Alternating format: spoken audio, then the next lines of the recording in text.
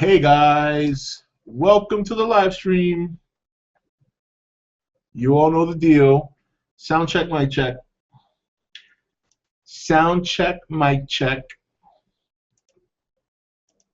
And we'll get started in a little bit. We'll allow everybody to get in here, and we're going to have some interesting discussions.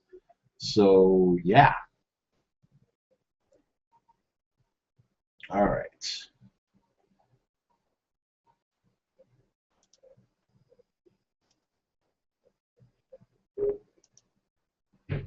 Let's see who we have here. Check in the comment section.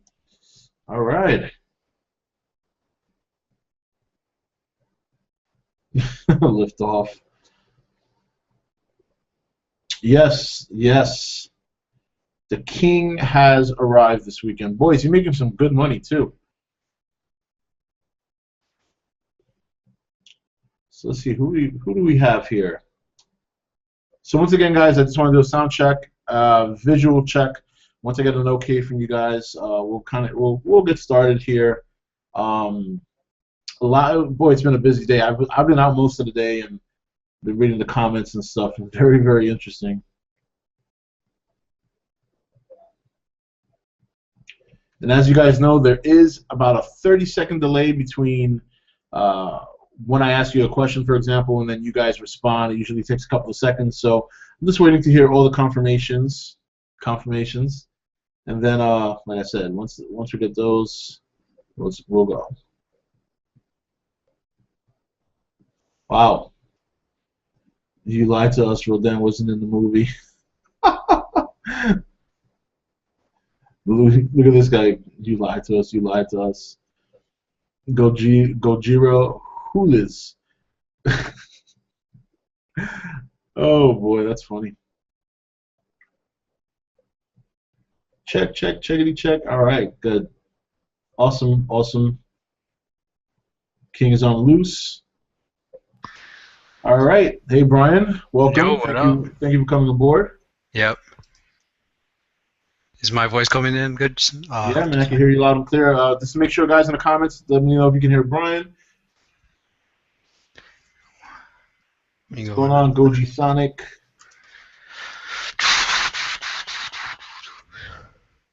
All right, everybody hears and sees. Okay, so thank you, everybody, for joining us tonight. Obviously, everybody's very excited about the movie.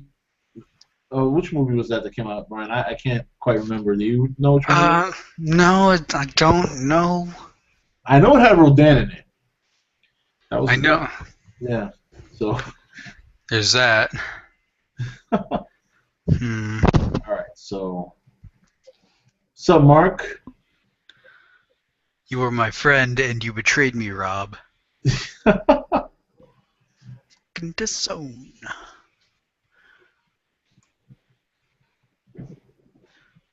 All right. Zachary Runke, I've lost some hope in part of this fandom. It's because Toho didn't make it there. They're just looking for things to bitch about. Oh yeah, definitely. You know, I'm going to start off by saying this. Some people have valid arguments. I'm not going to even deny that. There's some obvious people out there who are just looking for a reason to cause an uproar, and that's basically it. There's really no other way to look at it. I think for the most part, the proof is in the numbers. I mean, it's already had a better opening than what Captain America and Spider-Man. I think that right there proves that it has some substance to it. It's not perfect. It's flawed. There are issues. I mean, but considering what they tried to do with this, I mean, look, I said it in my review, and I'll say it again. Godzilla is a hard sell to anyone who's not a Godzilla fan. Okay, it's a hard sell. So I have to give Gareth some credit for number one, even taking the project, because I'm sure most other directors would run away from it. He embraced it, and he came out and did the best thing he could. And again, was it perfect? No. Did it have flaws? Yes. But man, if you're gonna sit there and tell me those last 30 minutes sucked, I don't know which kind of movie you're watching. That's it. So I mean, I don't know. What do you think, Brian? I mean, you shoot from the hip like me, so let's hear what you got to say. Because you're not even really a big G fan. You're just, but you like Godzilla. Yeah, I really liked the movie. It was pretty good, but it did have its flaws, as you said. Some of the acting wasn't as great as it could have been. The score wasn't as amazing as it could have been. There was some plot holes and whatever. And if you read the graphic novel for Godzilla, The Awakening, Hmm. it seems that there's some contradictions between that and the movie. So, Yeah, I have the book actually too, and I haven't had a chance to read it, but I will show you guys. I did get the book a couple of days ago. Actually, I got it Thursday. It came in the night that I was going to see the movie for the first time, so I got to take a minute to sit down and read it. It shouldn't take more than like what, half hour, 45 minutes. Not a very thick book. yeah, it's not that long. It actually adds some more character to Sarazawa, Oh, well, and that's kind of cool. why he's a big Godzilla supporter. Right, right. All right, so let's go to the comments here and all right. So Cheeson, did I enjoy the film better during the first view or the second? I think the second viewing because since I already knew what was going to happen, I couldn't wait to see it. So it was more like you know what I mean. I just I said this in here. I yeah, I think the second viewing I enjoyed it more. I also enjoyed it more the second viewing because I was with my wife and I was really interested to see her reaction because when I was doing the March of the King series, obviously I go and I watch one of the older movies for whatever movie I was reviewing that week, and she would always sit there and laugh. She would laugh and laugh and laugh and how cheesy is this? I can't believe you can sit down and actually watch this and blah blah blah. And she hammered it. She hammered it hard, which is I mean even myself, as much as I enjoy those movies for the nostalgia reason, I mean some of them haven't aged well. The 54 movie has aged good in terms of the story, but I mean, obviously the effects are more than dated. 84, I still think is a very good movie. There are a couple of the versus movies that Godzilla versus Mechagodzilla is one of my favorites as well. I do like GMK. I did like Tokyo SOS. I thought was solid, but for the most part, the 84 and the 54 movie are the two best in the whole Toho series. So seeing her reaction to the movie was for me was just as rewarding as watching the movie a second time because she was into it and watching her also proved to me that Gareth did not make this movie for G fans. It wasn't for G fans. It was for everyone because while everybody criticized the whole get back to your family element of the story, that's actually the portion of the story that my wife enjoyed. She did. I mean, when Olsen finally came into the stadium and saw her son, my wife cried. For her. That was the part. And it's not that she didn't like the Godzilla stuff because she said even that was incredible. Like when she saw what she saw during the March of the King series every week when I watched the movie, compared to what she saw on screen now, she said it was night and day in comparison. So, but that's how I think most of the general audience is going to view the movie. And I think that's why it's succeeding. It's not succeeding because all the G fans are running out to see it. We're actually in a very small minority. I mean, we're the minority in this. You could have every G fan love this movie, and it wouldn't make the kind of money it's probably going to make now because it's captivating the general audience. Which, if you want to make money in the movies, that's the audience you got to get. So that's why I knew that it was going to split the fandom apart because there would be some fans who love it and some fans who hate it. So, yeah. Yeah, everyone I took to see the movie, except for with the exception of maybe one or two people, were not actually Godzilla fans at all, and they really loved the movie. So, Yeah, yeah. So, all right. ugh, my Looking food. through the comments. So, friend with me who's a regular. So, what are we doing today, Rob? Well, one of the things we're going to do is we're going to go through some of the comment sections in my last three videos, which are directly aimed at the movie. We're going to have a little fun, and we're going to go through some of the. Actually, we'll probably go through all of them. No, not all of them. There's a lot of comments. But we'll go through. I'll let you pick the ones you like, Brian. How about that? Does that sound fun to you? I don't know, Rob. Does it sound fun to you? It would be interesting. All right, let me go to your YouTube page. I mean, your YouTube channel. Got a few choice. What part of the Muto jumped out from the cocoon? I don't know. Maybe it was the It was the arm. It was one of the arms. it was one of the arms that flew out and hit the guy, and then Yeah, I think it was middle arm. It's like the ones that are like tiny T-Rex arms. yeah, the kiss of death scene. I did not see that coming. I did not see that coming. When he, it's funny when he grabbed the jaw. I mean, everybody says King Kong, but we got to give a little credit because Godzilla did the same thing in Godzilla versus Mechagodzilla Anger. So the general monster jaw rip is what I thought we were going to see. And when he kind of cocked his head back and you saw his back light up and he shot down its mouth, I mean, there's no way you could predict that. No way, because he's never done it before. That's why I like how Gareth kind of threw that in there because, we've seen the tail smash. We've seen the atomic breath being shot. We've seen the atomic pulse when somebody's too close to him. So to see him do something new like that was, boy, that was very creative. That's what I liked about. That's what I liked about the fights is that they didn't seem like your typical Godzilla movie fight. No, in fact, another thing I liked about the fight was when he first engaged the female Muto, and they almost had almost like a sumo match. Like they were pushing each other back and forth, and then he got the upper hand and started pushing her down like the street basically, and then she finally threw her hooks out to stop the momentum, and then the flying one came in and cheap shotted Godzilla. You know what? You know what looked like it was about to happen there? Is it looked like he was about to blast her away? Yeah. Oh, when he stepped on her and all that Yeah. shit, I was like, oh, he was pounding on her hard. Yeah, he was about. It looked like he was about to like step on her a couple more times and then just like rear back and fire let it out. Yep. Then the Muto just like I don't even know. Yeah, pretty much. All right. All right, what happened to Martin Lawrence? Dresden. I mean, you know what I mean, Dresden. Okay. All right. We have to be so technical. Wait, Boy, no, it was Mechagodzilla. It was the Godzilla suit that we pretended to be Mechagodzilla. Yes. So I very much doubt they built a Mechagodzilla suit with a Godzilla suit over it. So let's get technical. Okay. Sorry, guys. It's been a long day. The person who had put on that suit must have had one of the roughest times filming, having to wear two suits at once. Yeah, I know. Boy, can you imagine wearing two suits at once just to film one shot? Or several. All right. So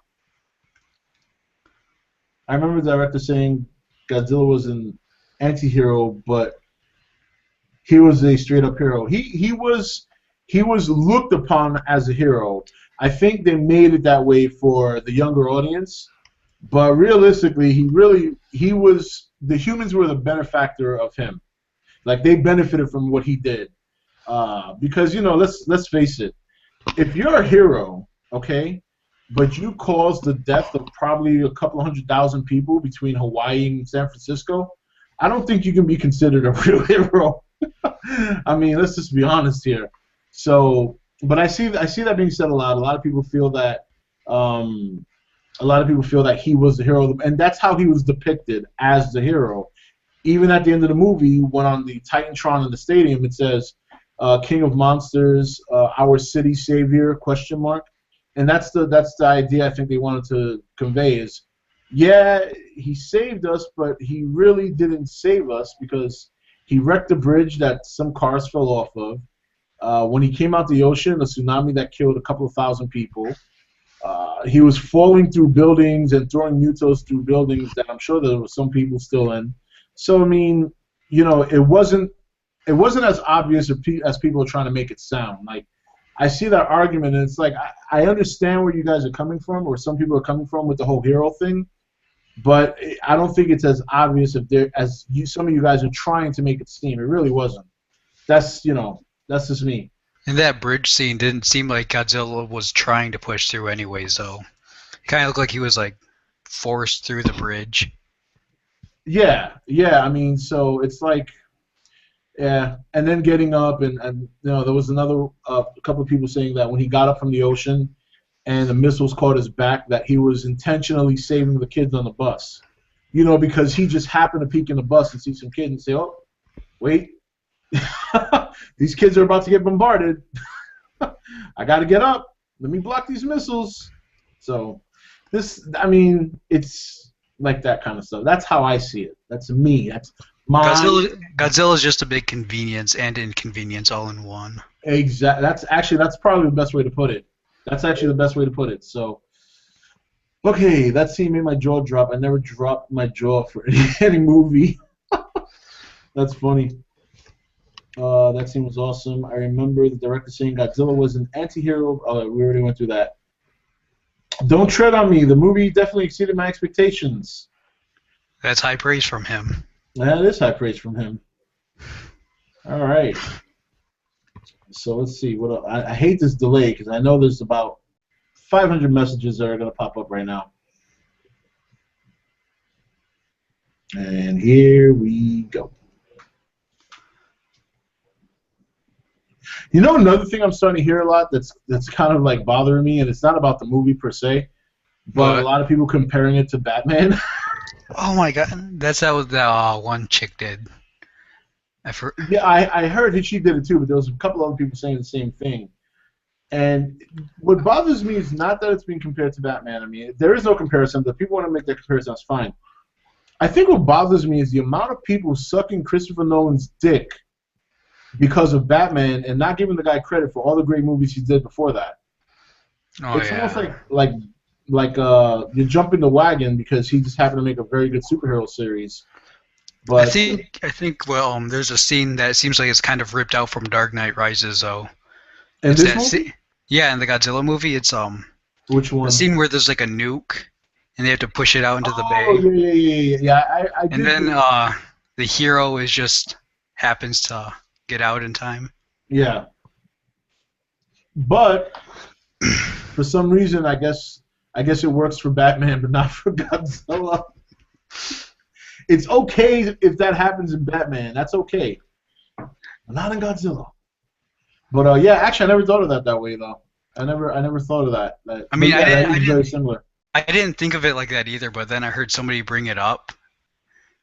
So I was like, oh, I guess it does kind of. Oh yeah, that's a pretty good stolen. Point. All right, let me just refresh this here. The hero is just happens to. I mean, yeah. Again, like I said, I didn't. The movie has its flaws. I mean, I was like, okay, he's laying there. I mean, I guess you could say, all right, we found him because he's the only boat in the river right now. I mean, who else would be sailing? But then from what was it, 5 minutes when he left the pier to the point that they actually got him on the helicopter and they flew far enough from the bomb before it exploded, and that's supposed to be a megaton bomb. I mean, that is far fetched. You know. All right.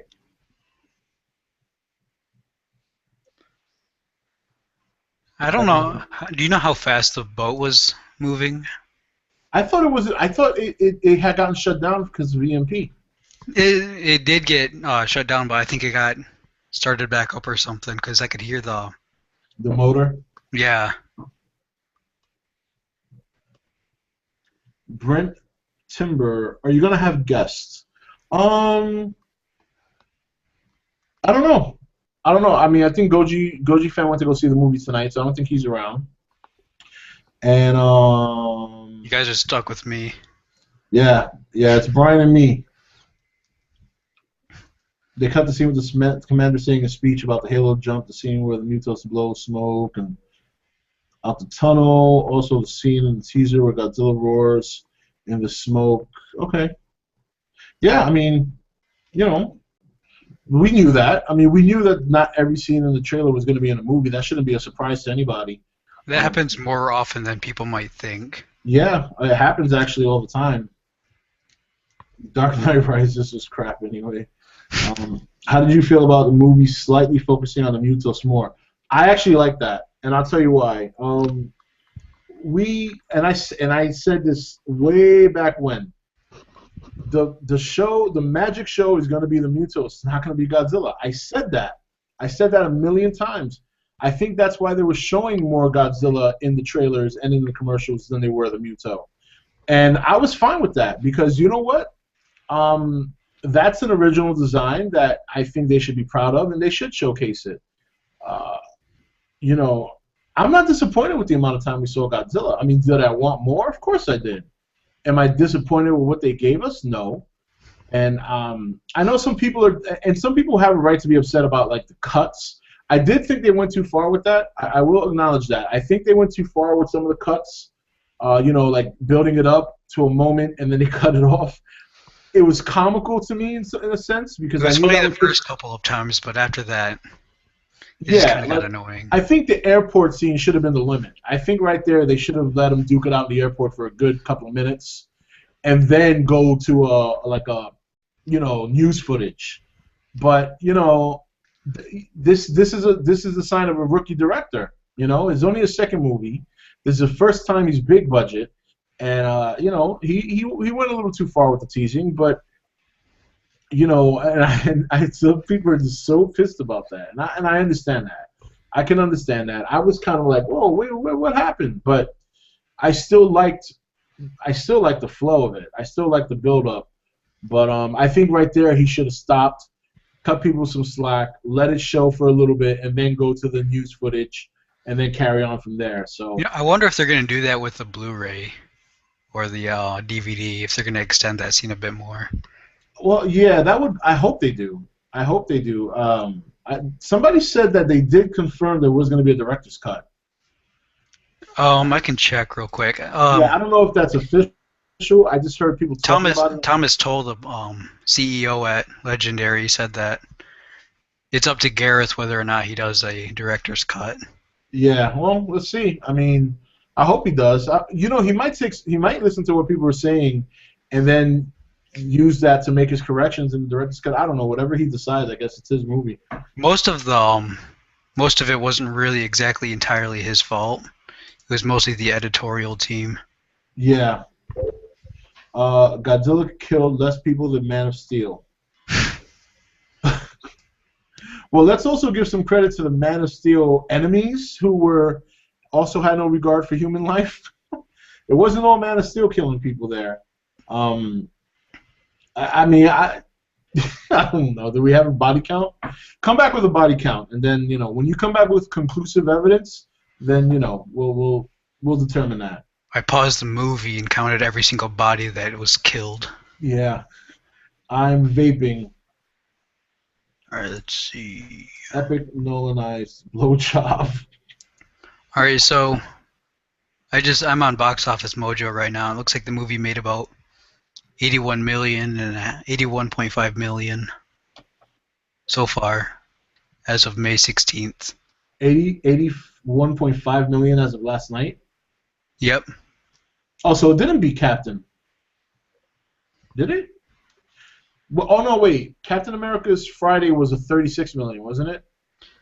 Well, see. There's no way it could make $70 million on a Friday, right? I'm not sure. Yeah, because they said that on Thursday they made about roughly 10 million. So. Oh, I think it's talking about domestically. It says playing at over 3,950 theaters. Godzilla's 38.5 million opening day is the biggest of the year ahead of comic book sequels. Captain America: The Winter Soldier, which only made 36.9 million. So it's already beaten the superheroes. Yep, it beat the superhero movies. Well, and Captain America was good. That was a good movie.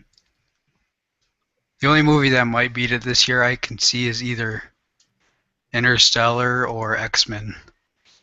Yeah. Or Planet of the Apes might have a chance too. Oh yeah, Planet of the Apes. I completely forgot about that one for a second.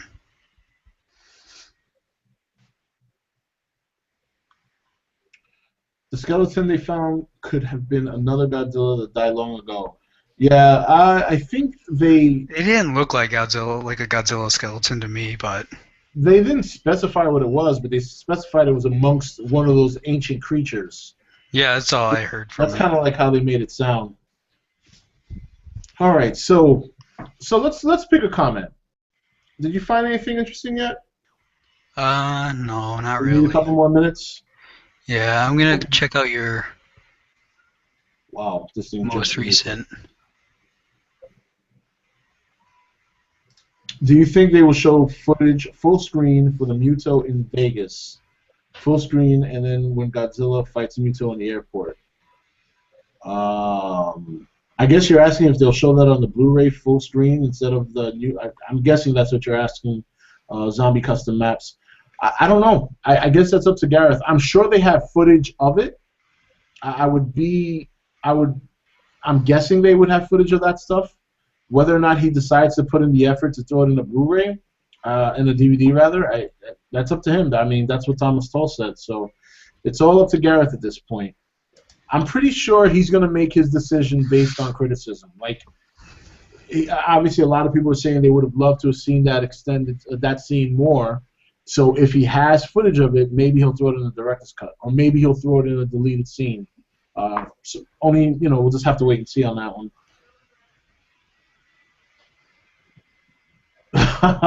There's a meme. Put a Hell Hydra when Godzilla kissed the Muto. That would actually be kind of good. Hey, Chris from Toho Kingdom here. Nice to see all of you. So Chris is here. I want to see. I want to get him in here. I'm going to send him an invite. Chris from Toho Kingdom. Okay. Huh? Is it okay? Yeah. Let me see. Maybe I'll use Facebook to send him an invite like I did with you. That might work. Oh, there he is.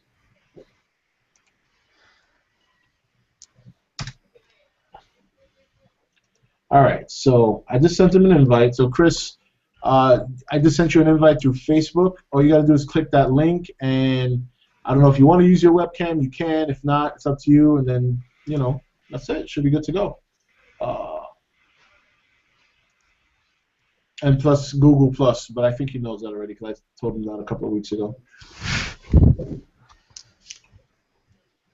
I'm not seeing a whole lot of trolls right now. What happened? So I'm not seeing a lot of trolls right now. What in the live chat? No, in the other videos. Or are you looking for? Oh, it could live be chat anything. trolls? Anything you find interesting, Brian. All right. You decide. You make the choice, and we'll discuss it. Would you want to see troll posts or just anything? Anything. Doesn't matter. There are some people saying that the 1998 movie is a lot better than the I did see that. 2014. Those are funny.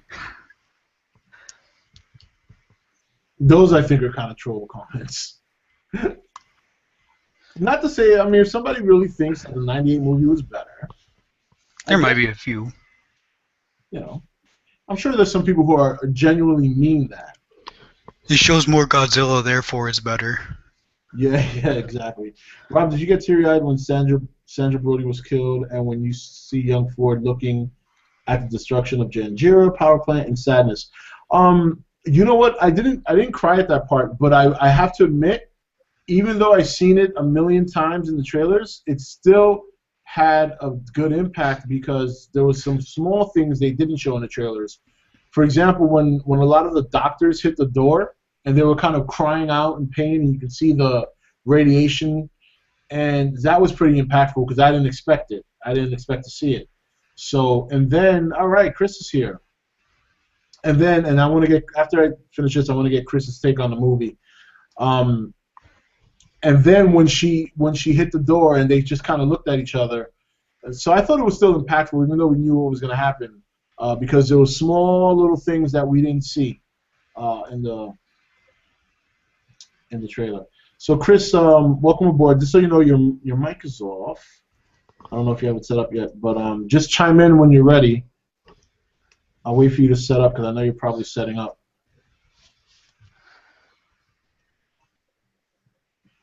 Box Office Mojo shows 98 million, probably estimated from all international sites. Yeah, that's an estimation. I mean, we'll see how they do. I think tonight's obviously the biggest night. Tonight will determine just how much money it's going to make for the weekend. Because most Sunday viewings, like matinee and stuff like that. Are they crazy? 1998 was not a good movie. It was horrible. Yeah, I mean, there's some people who are going as far as saying it was worse than '98. So yeah, I mean, I don't even know what to say to that.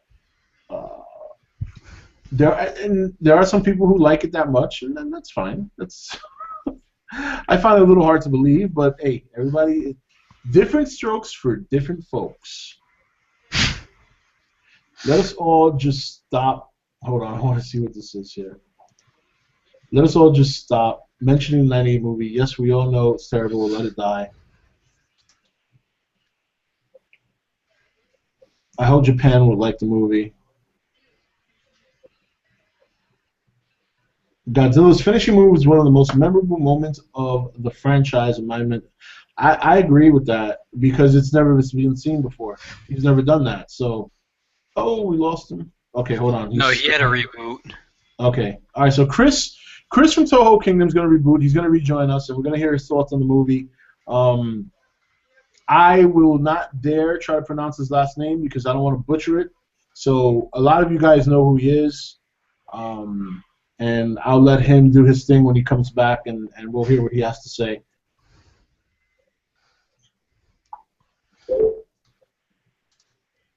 The atomic breath should have killed the male Muto. It didn't seem to damage that much. Actually, I think she shot it twice at the female, so I don't think she even threw it at the male. But I know the first time he hit her, she was down and out for a little bit. I mean, she was kind of like, you saw almost like smoke rising from her body. And then she didn't actually move or do anything until she noticed that the bomb had been moved to the boat. And then that's when she kind of trudged along the city and went after the boat. Which, that was kind of a spooky scene. I mean, if I was at the boat and I looked up and I see this big-ass monster that's chasing me down, I don't know, man. That was kind of, that was actually a nice shot. I like that. I think I'd go AWOL. Yeah, I might just say, you know what, I'm not dying in the line of duty today. I would desert. I'm not kidding. I would desert. Yeah. Rob, did you think Godzilla was going to beat Spider-Man in the box office? No, I straight up no. I told you guys I'm not falling back on what I said. I did not think that because I said it a million times. Godzilla is a hard sell. I'm happy he did. I'm very happy he did. I think that shows a number of things. Number one, it's a credit to Gareth Edwards for making a movie for everybody. Number two, I really think people are starting to get a little tired of the superhero novelty. Yes, we will go see the movies. Yes, we will enjoy them. But I think people are ready for something a little different. And I think the numbers so far prove that. Because you have two big-time superhero movies that have been out between Captain America and Spider-Man. And, I mean, so far, Godzilla's beating them both. Now, granted, Spider-Man crushed itself because, you know, obviously bad reviews hurt them a lot. And good reviews help Godzilla, or at least mixed reviews. I don't know what it's at Rotten Tomatoes. Last time I heard it was at 77, which is still not bad on Rotten Tomatoes. But I think it's going to be interesting to see just how much the movie dips versus X-Men next week. And if by some miracle it beats X-Men next week in the box office, which I don't see that happening, but if it does, oh my God, that would be incredible. I found another interesting comment. What's that? Godzilla killed humans. Yeah. Yeah, I thought it was interesting. Yeah, I would hope he would. But seriously, did you notice that I think it was the first time Godzilla was knocked down. He was looking at Aaron Taylor Johnson. And he was like, it kind of had that look on his face where he's like, it's kind of your fault. It's your racist fault that I'm up here. Yeah, Godzilla's a bit of a racist. It's kind of what it looked like to me. Wow. Oh, Jim, I'm not ready for that yet. Not ready to do that yet. What is it? He wants to know where it falls into my Godzilla movie list. I can't. Not ready. I really, really need to like. I don't think I'll be able to make that assessment until after I own the movie and I can see it in conjunction with a couple of other my favorites. Now, I can tell you right now, it's probably going to be. I think it's going to be a juggle between 54, 84, and this one. And 84, 85 is my favorite one. But I'm not ready to make that assessment yet. I can already say that it's my favorite, but that's not saying much from somebody who's not a Godzilla fan.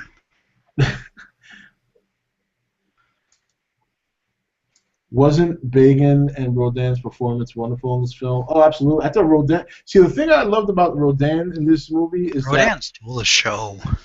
what happened? I said Rodan stole the show. Oh, he did, and his presence was felt, but it wasn't seen. Like he was there, but he was never there. So like you really got to see the movie. Yeah, you really got to see the movie like 3 or 4 times to really catch a glimpse of him. All right, let me see. Godzilla equals ultimate cock block. Rob, do you think Godzilla is fat? I mean, he's no more fat than he is in the Japanese movies. You know what I mean? Look, Heisei Godzilla got some thunder thighs, man. He's got some childbearing hips in that series. So he's never been like really. I mean, they've had thin suits, but he's never really been thin. So when the Japanese said he looked fat, I mean, I don't know.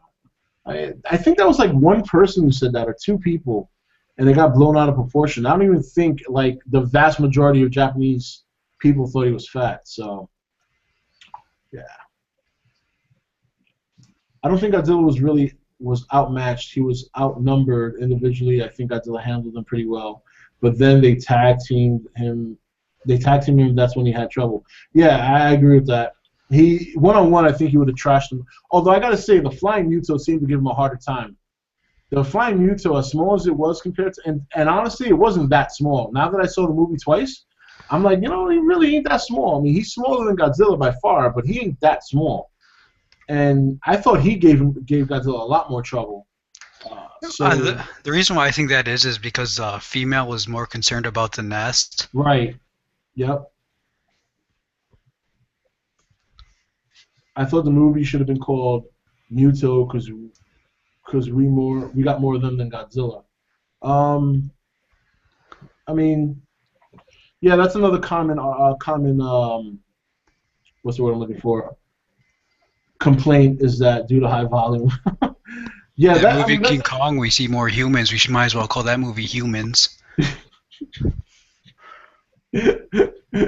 That's funny.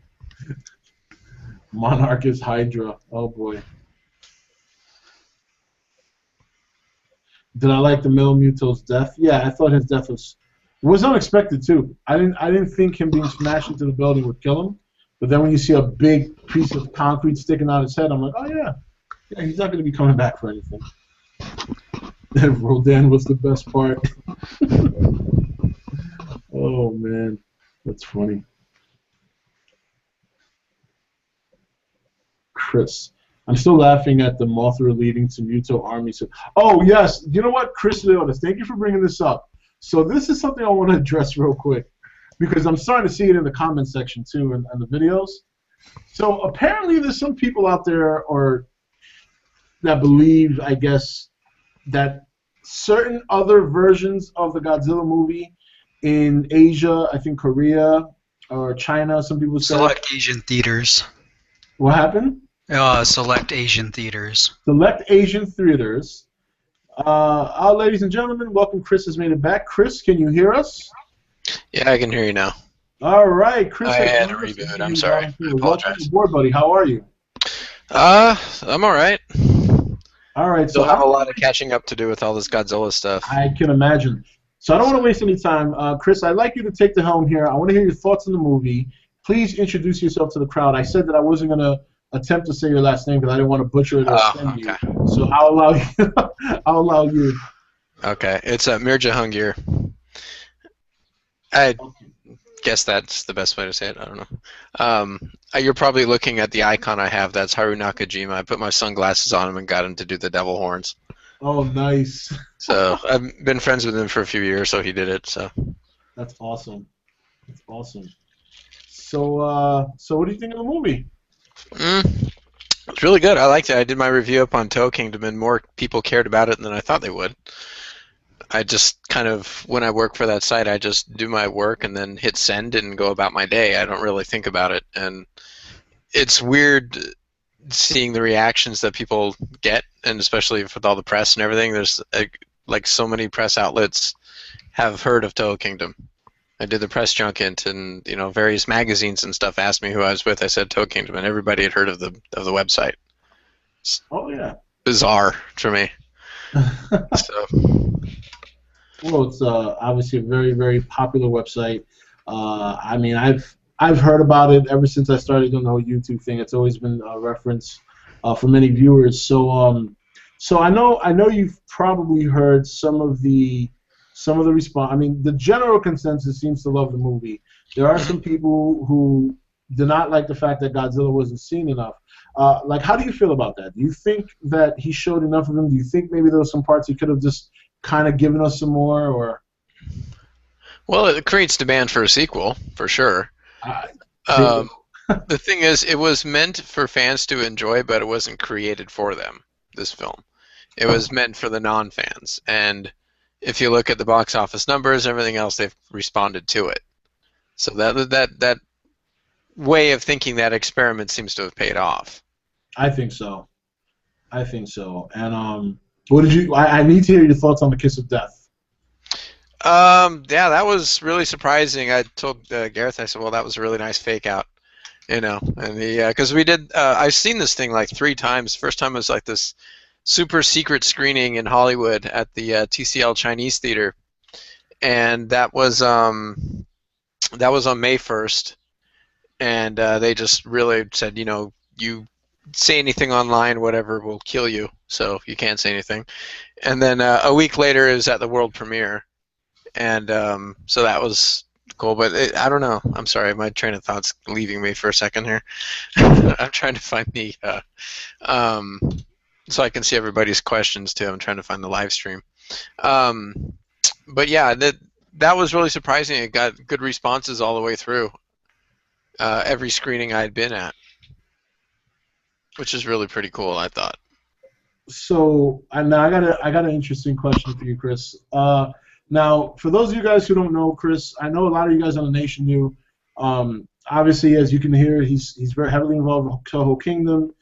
He's actually got his own short movie that he directed. And Chris, if you want to leave the link in the comments section for the people who are not on the Nation, which is a very, very good short film called Transcendence, which I will be reviewing in 2 weeks, because now that Godzilla's coming into the theater, I know a lot of you guys on the Nation asked me to start doing horror and thriller movie reviews. So Chris, I'm gonna have a series every week where I'm gonna start reviewing thriller and horror movies. So I'm gonna start it off with your movie, if that's okay with you. Yeah, that's fine. Yeah, there's a original extended cut. It's actually I sent it off to Legendary on Monday because one of the producers was interested in seeing it. So I figured, okay, here you go. And so Chris, he actually was the one that got the interview with Gareth Edwards for Toho Kingdom. Him and his team went out there, and or actually your team, right, went out there. You had to stay back, I think, or were you? No, what happened was I'm really deep in working with Warner Brothers, and I found out about the South by Southwest. I knew Matt Frank lived out there, so I decided, okay. I knew him. I knew John Airy from formerly Ain't It Cool News. Okay, and yep. I knew he knew a lot of video stuff, and there's somebody else who lived out in Houston, Noah Percival, who's the new guy for Toho Kingdom. And so I just kind of arranged for all them to get together and meet up. None of those 3 had ever met each other before either. Oh, So, wow. but I just kind of sat back and just directed, what shutter speed I wanted, how the lighting should be, and everything else, and really just organized everything from here, and then directed it that way. And then so all the stuff got FTP'd over to me, and then I edited it on my own here, and then uploaded it and stuff. And the Warner Brothers, they really liked it. Gareth enjoyed the interview so much that he sent me and Noah and Matt those Godzilla survival kits. And Really? Signed posters. And yeah, he was really. That's really, right. I remember you said really happy. that. That was pretty cool. That's awesome. So yeah. My question was going to be this. Now, since you've been on the end, since you've been there and you've experienced the world premiere and you've gotten to you have a nice relationship with Legendary. All right, and you have been, and just so you guys know, Chris has been very generous. He has shared so much information with me, but he's always say at the end, "Don't say anything," and I'm like, "Okay." Yeah, the You know? reason why is because if it doesn't come true, then I look like an ass. No, but at the same time, I would, and Chris, we've spoken. I say, hey, I like the fact that you even share this information with me. I'm not going to tell anyone. So, but I have to ask you this, and this is just an opinion. I'm not trying to put you on the spot. Based on your experience now, from the time this whole journey started to now, what do you think is the chances they're going to go for a sequel? I'd say wants to know. pretty much about 100%. That's what I think. Because it's if done right, it can be the franchise that can do really well. And they just kind of seem to have I don't know, found the right balance of this of Godzilla and bringing it to life and getting the best people on board, to work with it. I kind of wish, I'm like with everybody else that I think that there should have been more Godzilla. But there is an extended cut. I saw you talking about it earlier, and that was from a snippet from the interview I did with Thomas Tull. I didn't want to say anything because you asked me not to. What's that? I had to play dumb. I'm sorry, I didn't hear. No. A couple of weeks ago, when you sent me the message, and you were like, there will be an extended cut, but you told me not to say anything. And we were talking about it a little while ago, and I had to play dumb about it because I know you. Oh yeah. Yeah, it's that's going to be there. I don't know what they have planned for other monsters though. I think what's going to happen is they're just going to sit back and take a little break. I know when I spoke to him, the last time I spoke to him, like Gareth had said, he's taking vacation, so I think he's just going to go and decompress for a little while. I don't know if he's going to jump back into it yet. Yeah, I think he deserves it though. That's very, very cool news. And what did you what was I gonna say? Oh, you know what? So does Legendary have the rights to Godzilla, or does it stay with Warner? I asked one of their PR people. I said, "Well, how is it going to go to Legendary? Is it going to go to Warner Brothers?" He said, "Well, that's for the lawyers to figure out." I figured, okay. But the way that it's going to work on the fan level is that I have such a really good reputation, whatever, relationship with Warner Brothers and a really good one with Legendary. So we win either way. So, Yeah. I think next time it'll be a little more involved. I kind of came on a little too late. I was working with Bandai, and they just happened to know somebody at Legendary, and they're like, hey, you should contact this guy, Chris, Toe Kingdom, and they were like, yeah, okay, sure, and nothing happened. And then I just, honestly, the way I got hooked up with Warner Brothers, I just went and freaking Googled it, and then found the head person, and I had my pitch of, who I was, the site, and within 3 minutes of sending that email, we were hooked up. And that's how it started. But yeah, I try to cover everything. The trailers and stuff was fun, but that's like an entire day to do. Oh, you mean converting them into HD? Well, because they're like 3-4 gigabyte files, so you have to download it, then you have to upload to Vimeo, then it has to do its conversion, and when it uploads raw, it goes to 720p. Then you have to reconvert it to 1080, and sometimes it doesn't always work. So they came out good though. I mean, there were a lot of them were very, because YouTube doesn't really. It gives you the 1080 option, but it doesn't come out 1080. I don't care what anyone says. It's a clear difference from any other 1080 that I've seen. So, yeah, and I'm really glad that people enjoy them. I knew there would be an audience for the people who like to look at it clear.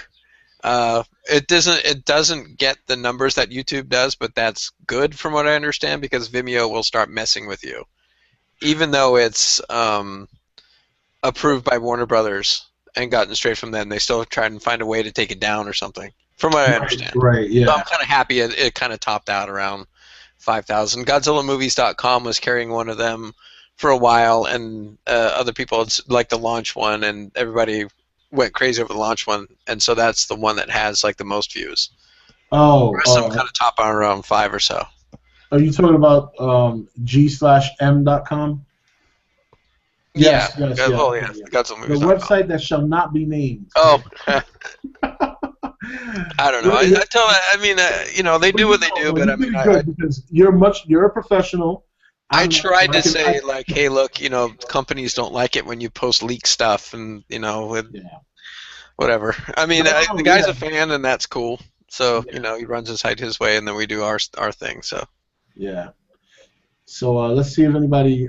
I haven't been paying attention to the comment section here, Brian. What about you? And what? Brian's like, No, no. I'm reading the comments here. Okay. I So was just wondering if anybody here might have thrown a question out for Chris while we were chatting back and yeah, forth. Ag was asking about I can't. This thing won't let me give links, so I can just say it's Transcendence. Not it was like the good one, not the Johnny Depp one.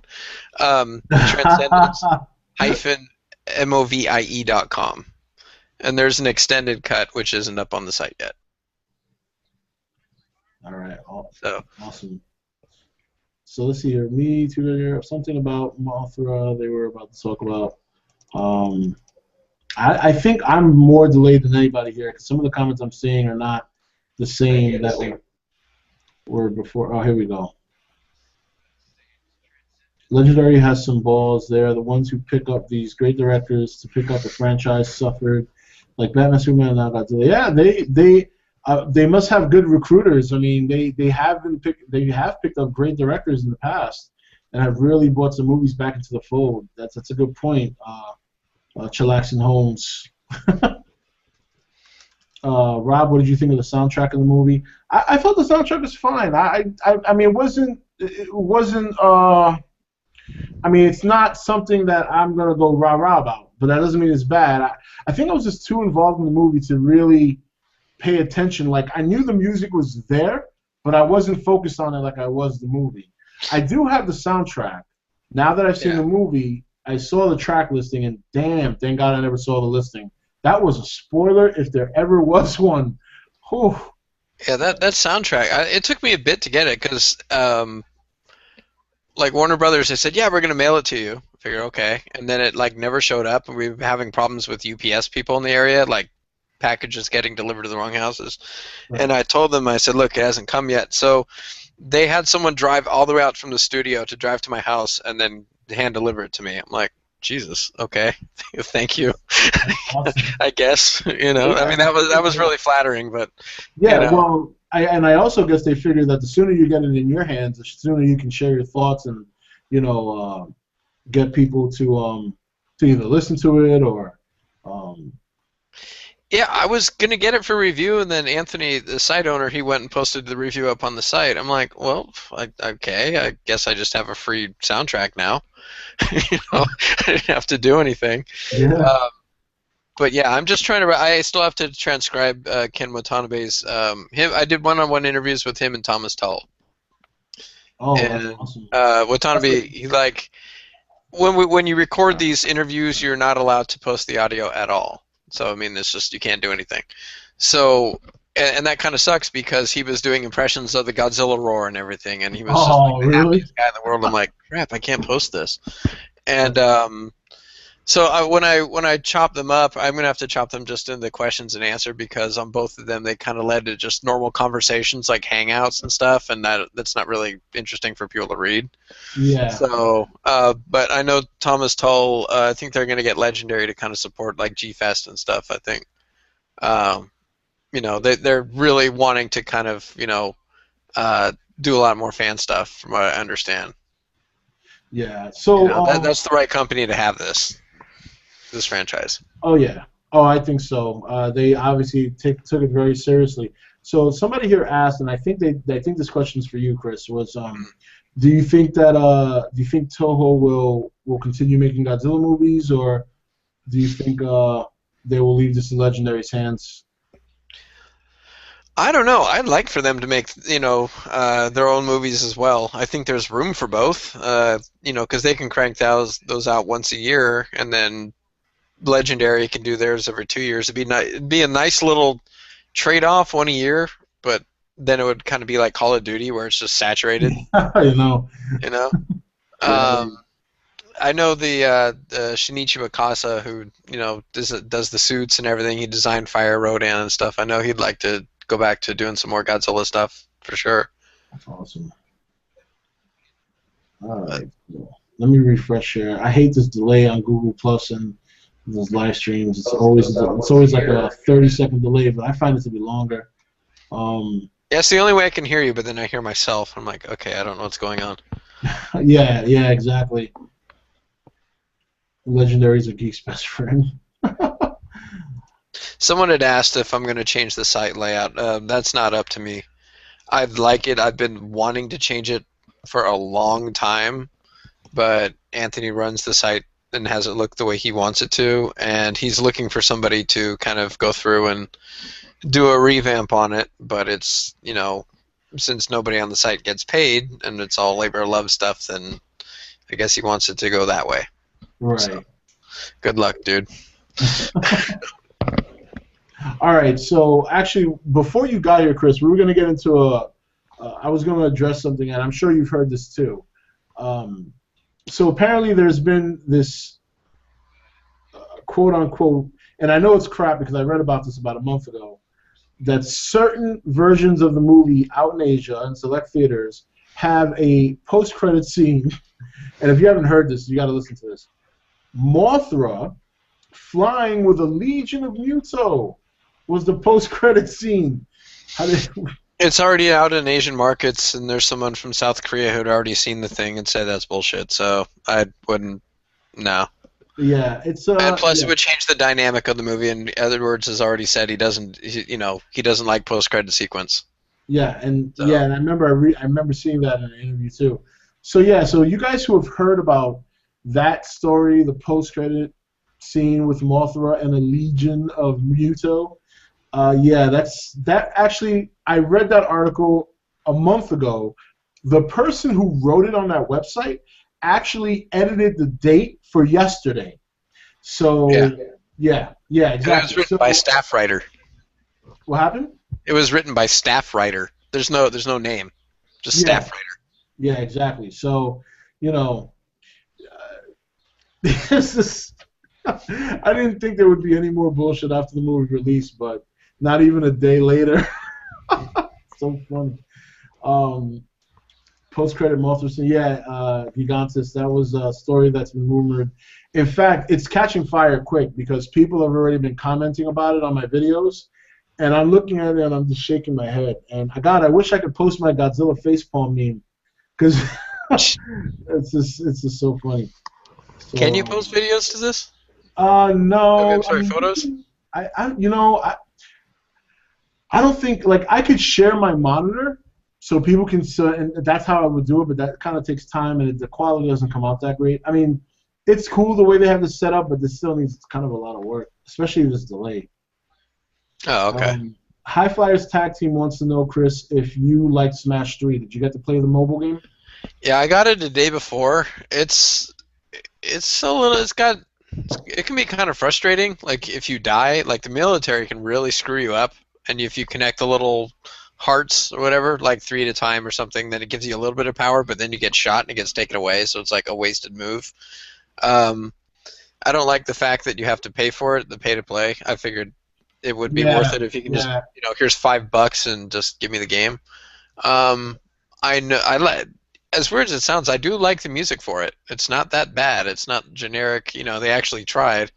I've been talking with one of the guy who did the, I think it was the CDC or whatever, or CDC, GDC, the guy Nate who was the being interviewed. I've been talking to him for a while about the game and stuff. I know that they've really put a lot of themselves into it, and it's really good, but it still needs to be tweaked. It still needs to, just on a gameplay level, and I don't know. It shouldn't have been a pay-to-play. I think they will kind of work against it in the long run.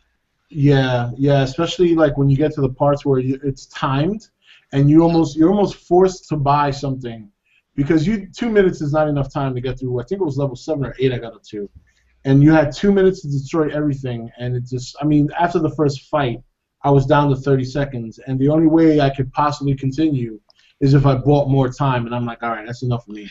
Wait, I didn't even get that far. You have to buy time?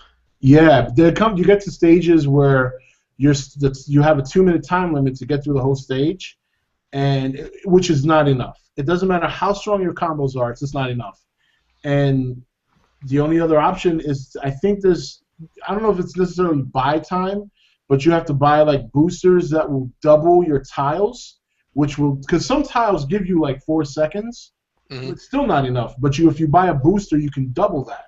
So essentially, it's like buying time, because you'll double it from 4 to 8 seconds, which would make a big difference. But you have to buy the tile. You have to buy the add-on.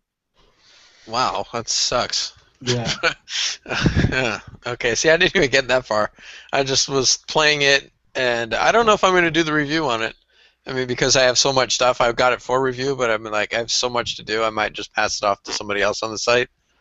But I didn't get very far. I probably got like level 5 before I thought, oh, this kind of isn't as fun as I thought it'd be. It Yeah. looks nice for a mobile game. Well, I was gonna review it too, which is I was actually trying to beat it, because like I even went as far as to download the Android app for a PC because I wanted to record playing it. But then I'm like, you know what? I'll just play through the game and I'll share my thoughts on it. And like once I got to that part, I'm like, all right, damn that. I'm not. Yeah, yeah. So Yeah, I see somebody on this here. They were talking about Easter eggs in the movie. There are some, but the thing that stuck out to me on Thursday night when I saw it, if you watch and I thought it was really strange, and other people have noticed it too. Ken Watanabe's his whole let him fight speech or whatever as he's saying it. yep. Watch the soldier next to Watanabe. He's kind of like moving around like he's just dancing to himself. And it's really, really weird, and he just won't stop moving. And it's like even if it was supposed to be cold in that scene, no soldier is going to be dancing around that much just to keep warm. Oh. And it ends where he like jumps up in the air almost. And I don't know what the significance is, if it was what it's supposed to be. I don't know if they even caught it. I think my theory is that it's just an actor who wanted to stand out on screen, so And he it's- can go home and say to his friends, "Hey, look, that's me." Yeah. So, That's but yeah, that's something to check out. That's Really funny. bizarre. Yeah, I didn't catch. I mean, I caught the Mothra one. I caught the poster. Somebody said that Ford Brody, as a kid, his socks said "Fear Batra." His socks? Yeah, somebody said that his socks. You can see his I don't socks. think they were being serious. What happened? So I don't think that person was being serious. Oh, see, I got trolled right there. I trolled myself. Okay. Well, it's going to be a movie that's going to be scrutinized and freeze framed and everything else when it comes out. Yeah. The other one was when the gasoline filled up where the nest was, and you saw what I thought was more of a Manda reference, but I guess some people think it's King Ghidorah when you saw the head. But that was it really for me. Some people were thinking that the building falling on him was in homage. Like some people were getting a little too really digging deep, like saying, "Oh, that's like from Godzilla versus Mothra," and I'm like, I don't know if that's what he was aiming for, if it just happened that he threw in a shot where a building falls on him. So I don't know. It reminded me of Godzilla vs. Mothra. I don't know. Maybe they just thought that was cool and found a way to do it. Yeah, yeah. What about Brian? What Easter eggs did you catch? No, not a whole lot. The same ones you guys did, but the dragon head didn't really come off as a reference to any of the other monsters for me. It seemed more like foreshadowing. Oh, well, that's good. Maybe like a monster that looks similar to it in the sequel, maybe something like that. No, like to Godzilla's atomic breath, because in the movie it kind of looks like he's it's using a flamethrower for his atomic breath. Oh, makes okay. I sense. see what you see. That's a good point. Gen X 7 sequel should go back to some origins of what Godzilla is and have him fight a different Muto. Third one should jump shark be on another planet. So yeah, so you want to go with the multiple. See, I as much as I love like the older movies and the Zillions and Ghidorah and the whole alien stuff, I just don't think that's gonna work with this series. I don't even know if they go that route. That'd be pretty bold. Well, I think the public is going to want to start seeing the older enemies again. Yeah. I think there's a way they can do Mothra. What Did you read the comic, The Godzilla Awakening? I just got it. I was showing it earlier. I just got it on Thursday. I haven't actually read it yet, but I know. Actually, me and Brian were talking about it. Brian was, without spoiling the book for me, was explaining to me how there were some monsters in there that he thought the designs were really cool. So yeah, I mean, but I didn't get to read the book yet. Well, they've created basically a rich new world. So, like the Mutos, like anything, like there are a whole bunch of prehistoric creatures that predate the dinosaurs that lived on the Earth back when radioactivity was high. And as the things change in the world, they all kind of went underground to kind of follow the radiation. So they can kind of create whatever they want. That's actually which I really think cool. was kind of cool. Yeah, so like in other words, if they had the rights to like a Mothra or a Ghidorah, rather than make Mothra come from Infant Island or Ghidorah come from space, they can come from the Earth. Yeah, they can. I mean, like if those Dorat things from Godzilla vs. King Ghidorah can happen, then why not? I mean, the chance of those things getting all fused together too. So there was someone who did ask me if why does Japan have the latest release date? It's because Toho is distributing the movie in Japan. It's just for whatever reason the date that they chose. Maybe they wanted to see the reaction first from others. I don't know. Yeah, I'm thinking. I remember some quote from Gareth somewhere saying like that they've kind of laid the groundwork. They've had they've created the world, and the sequels they can like have their fun. That's awesome. Yeah.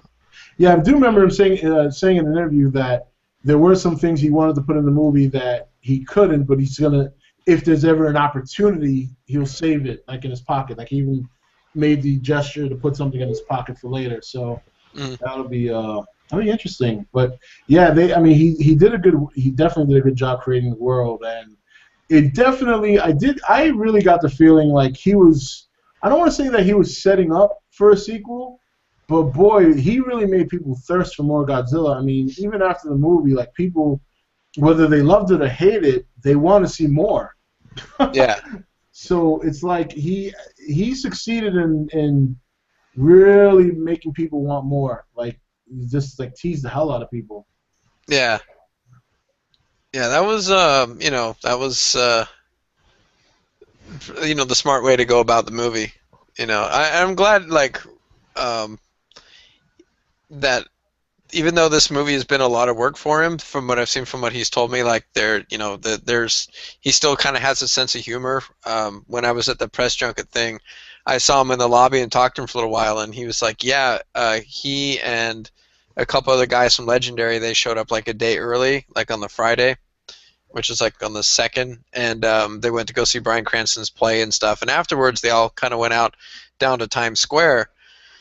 And they were gonna he's like, yeah, we were gonna take our pictures in front of the billboards, but everybody knows who we are, and they'd kind of sniff us out. So they were gonna wait for people to go and take pictures themselves in front of the billboards, and they were gonna go in the back and like photobomb them. So people would, look at their picture later, like, hey, wait a minute, So, I did give him. Do you follow Famous Monsters of Filmland magazine?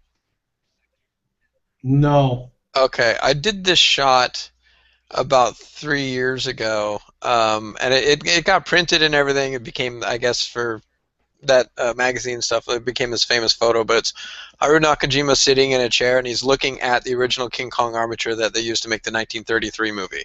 Oh wow! And it's like Godzilla and King Kong, like the originals in the same shot. And I had Nakajima sign it for him. And I gave it to him, and he was so touched. He's like, I don't know if I'm going to be in LA or UK or wherever I end up, but wherever my home is, this will be hanging in my home. I'm like, oh wow, that was, for me, it was like, okay, here you go, and sign it, and I got, here's a photo. But his reaction to it was like far greater than I thought it would be, which is really cool. That's awesome. So let's see. Let's get to the comments here a little bit. I think that the footage of the miners was actually the end of the joke. Have either of you read the graphic novel Awakening? If so, what are your thoughts? Bob the Great One-ish, I think that's what it's. I haven't read it yet. Chris, I'm assuming you read it, so I'm not worried about spoilers. So if you want to share it, yeah, it was interesting. You find out Monarch was created by General MacArthur back in I think it was late 40s, and all the work that they do. The part with there's like the part with the stopwatch Yes. in the movie that's kind of like on the first page alluded to. Um, and it's just it's a good comic. I'm not the biggest Art Adams fan, so I thought the cover was just like kind of like okay. Um, I would have preferred like Matt Frank, Bob Eggleton do it. Matt, I think is because he's so busy with the IDW thing that they got somebody else who wasn't. Right. But Bob and Matt, like even as Art Adams is big, but like as far as the fans go, it's like Matt and Bob. It's like those are the only two. Right. Right. So, but yeah, it's interesting. Yeah. So, was it? I mean, did it really like answer or help understand the movie better? Do you think maybe some fans who are not happy about what they saw, if they read that book, might understand things a little bit better, or do you think? A little bit. It's just kind of like it's something that for me you have to kind of it wasn't something I could read all the way to cover to cover. It's like bits and pieces. Like you read it because they kind of throw a lot of information at you, and it becomes like an overload. So you have to kind of like stop for a little bit and then go back and read it again. I mean that's the way I took it anyway. People read things in different ways all the time, but you see like the original Muto and stuff, or one of the first ones anyway. Oh, that's cool. It's like a mix between Megaguirus and Hedra. Oh, damn. That's a wicked. Yeah. I gotta check that out. Brian, what about you? Because I know you read the novel as well. What did you think about it? I really liked it. Hold on. Gotta move my computer. Yeah, I really liked it. It was I mean, it's not the greatest thing in the entire world, but it definitely gave Sarazawa more depth. Not a whole lot, but there's still something there. Cool. I don't know. Oh, yeah. I'm sorry, I'm seeing a Vishnu thing. There isn't any Vishnu. Oh, yeah. Yeah, that was just kind of a, it was just meant for a teaser. I mean, it makes more sense if you read the Art of Destruction book. You're like, oh, okay. That was just kind of throwaway. That one. I'm supposed to be getting it. I thought it was going to come in today, and it hasn't. So Joey Guzman, Chris and Rob, if Toho brings back Godzilla, do you think they will go with new design or redesign him to their liking? That's interesting.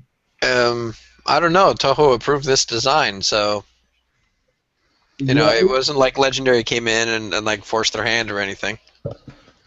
Yeah, I think they might try to develop a new suit that looks very much like what we saw on screen. That would be interesting to see how they developed it. I would love to see them create a suit like with the design that they made. But time will tell. I mean, one thing about Toho I noticed is, when they put their mind to it and they want to release a Godzilla movie, they do it. I mean, if they had sat down today and said, all right, let's do a Godzilla movie, and this is what we want.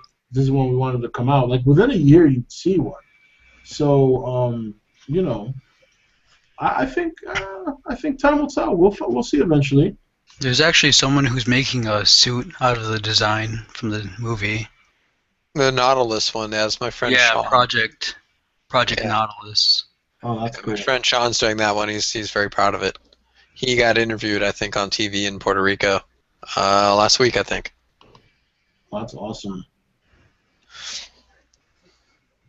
But yeah, there's a lot of I like how the fans have really responded to this film. Even if somebody has like the worst problem with it in the world, they've always found something that they liked about it. Yeah, it's been more positive than negative. Some of the negativity doesn't make sense to me. So, like some people are making fair arguments, and I definitely acknowledge that. But then there are some people who are like, they. I mean, it's you can just tell they're trolling. They're just making it so blatantly obvious, especially when they like start comparing it to '98. That's like, okay, really? Yeah, I think that movie's kind of been punished enough. Yeah, Yeah, And, I and mean, Roland Emmerich, didn't he say like he didn't care about Godzilla anyway? So it just mhm. seems like then I think it's because of the harm it did to the franchise. But wasn't it because of that film that the harm it did to the reputation that we got like the Millennium series? Mhm. So some good came out of it Yeah, true that. because Godzilla wasn't there weren't going to be any Godzilla movies till 2005. So So, anyone see the small Jurassic Park reference? Okay. There were a few, so I. Oh, you mean like the wiping of the window when the guy wiped the bus window? That somebody said that was one. I mean, I don't. Why? I'm just curious. Why would that be a reference to Jurassic Park? How many movies have done that? to Like, which well, some people are saying that when the bus driver wipes the window clear to look out, hmm that it was a reference to Jurassic Park. And I know that Gareth Edwards did say that was a big influence for him. But I mean that why I don't understand why that would be a reference to Jurassic Park. I mean I've seen dozens of movies where somebody does that. So I I don't just know. figure it's cold day and wet and a lot of people on a bus and you just need to wipe the window. I Yeah, exactly. I don't. Yeah, I don't know. Man, the suit might not work. Which is more likely, a sequel or another actual standalone movie? I don't know. I would guess it would be like a little bit of both. It would. I mean, because you're not continuing on this story. The Muto, well, these Muto in particular are ended. Uh, I don't know. It's so early to tell. I mean, this movie hasn't even been out 3 days yet. what was the what was the question? Which is most likely, a sequel or another actual standalone movie? I'm guessing it would be something in the middle. That's I my think guess. a sequel because they've set up their universe already now. So they're Yeah. going to expand it, or I would assume that they're going to expand on it. Who do you think the main characters would be if they decided to keep characters from the new one? Well, for sure, Sarazawa. I mean, Yeah, that's what I was he's got thinking. such a nice Serizawa and history. Graham. But I don't know about like Ford and I don't unless he just like quits the Marines and joins up with Sarazawa and does works with him. I don't know. Yeah. I gotta be honest. If Aaron Taylor didn't return for a sequel, it wouldn't bother me. To be honest, it's just I don't know, and it's sad because I actually liked it. I like that actor. Just didn't. I wasn't too crazy about him in this movie. Like he Didn't was. do anything for you. No, no. And a lot of people have been really, because I've said that even in my review, and a lot of people were trying to explain to me, oh, but he's a military guy. This is, but I have a family full of people in the military. In fact, it's almost shocking that I never went. And I don't get. I mean, they're not. I mean, I've seen my sister-in-law in action when I went to some ceremony where she was handing off, I guess, her battalion to somebody else. Oh no, she was getting a battalion from another captain who was going off to Afghanistan. And I've seen her in action, and I just, because she's in their uniform, and it was a big celebration, and they had a big party, it was food, and everybody was completely like normal. You know what I mean? Like Yeah. everybody there was completely normal. They did not come across like hoorah. I think that's how Hollywood depicts it sometimes, and that's what people are convinced is how they are, and they're not like that. I don't know. That's just me. I'm just talking from experience. I'm not. Sorry. No, it's okay. I'm looking through the questions again. I keep seeing my name pop up, so I'm like, I don't want to be rude when I ask No, these. it's okay. It goes by so quick, man. You gotta kind of catch it, and then Yeah. you gotta almost like pause it. What would you, kaiju wise or whatever, would you like to see in the next film? I don't know. I'd like to see Anguirus show up for one. I think that'd be pretty cool. I'd like to see their take on him. I think probably. I think Anguirus would. I think that would make the most sense for a sequel if they were to. I mean, if they got if they got the rights. I mean, unless you know something we don't, Chris, you want to share. You know. I had heard things, but I found out about this movie in 2009, and I don't know if I can name the source, but and Anthony had really wanted to put it up on the site, and I'm like, well, no, because then we should name a source, and we can't do that, and then we just come off like we're spreading rumors, so we can't say anything. So we didn't say anything for at least like a year, and then the news broke. So sometimes you kind of have to watch what you say. Yeah. Or, you have your website and you say it's an exclusive and you don't cite any actual sources, I guess. Oh, yeah. Yeah, we know a website that's done that. What? I didn't say anything. I didn't say nothing. All right.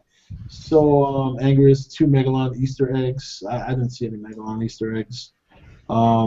Details. You're getting people mouthwater. This guy's like, details. Humans should build a giant mech in the sequel in case Godzilla goes bad, but Godzilla smashed it away. I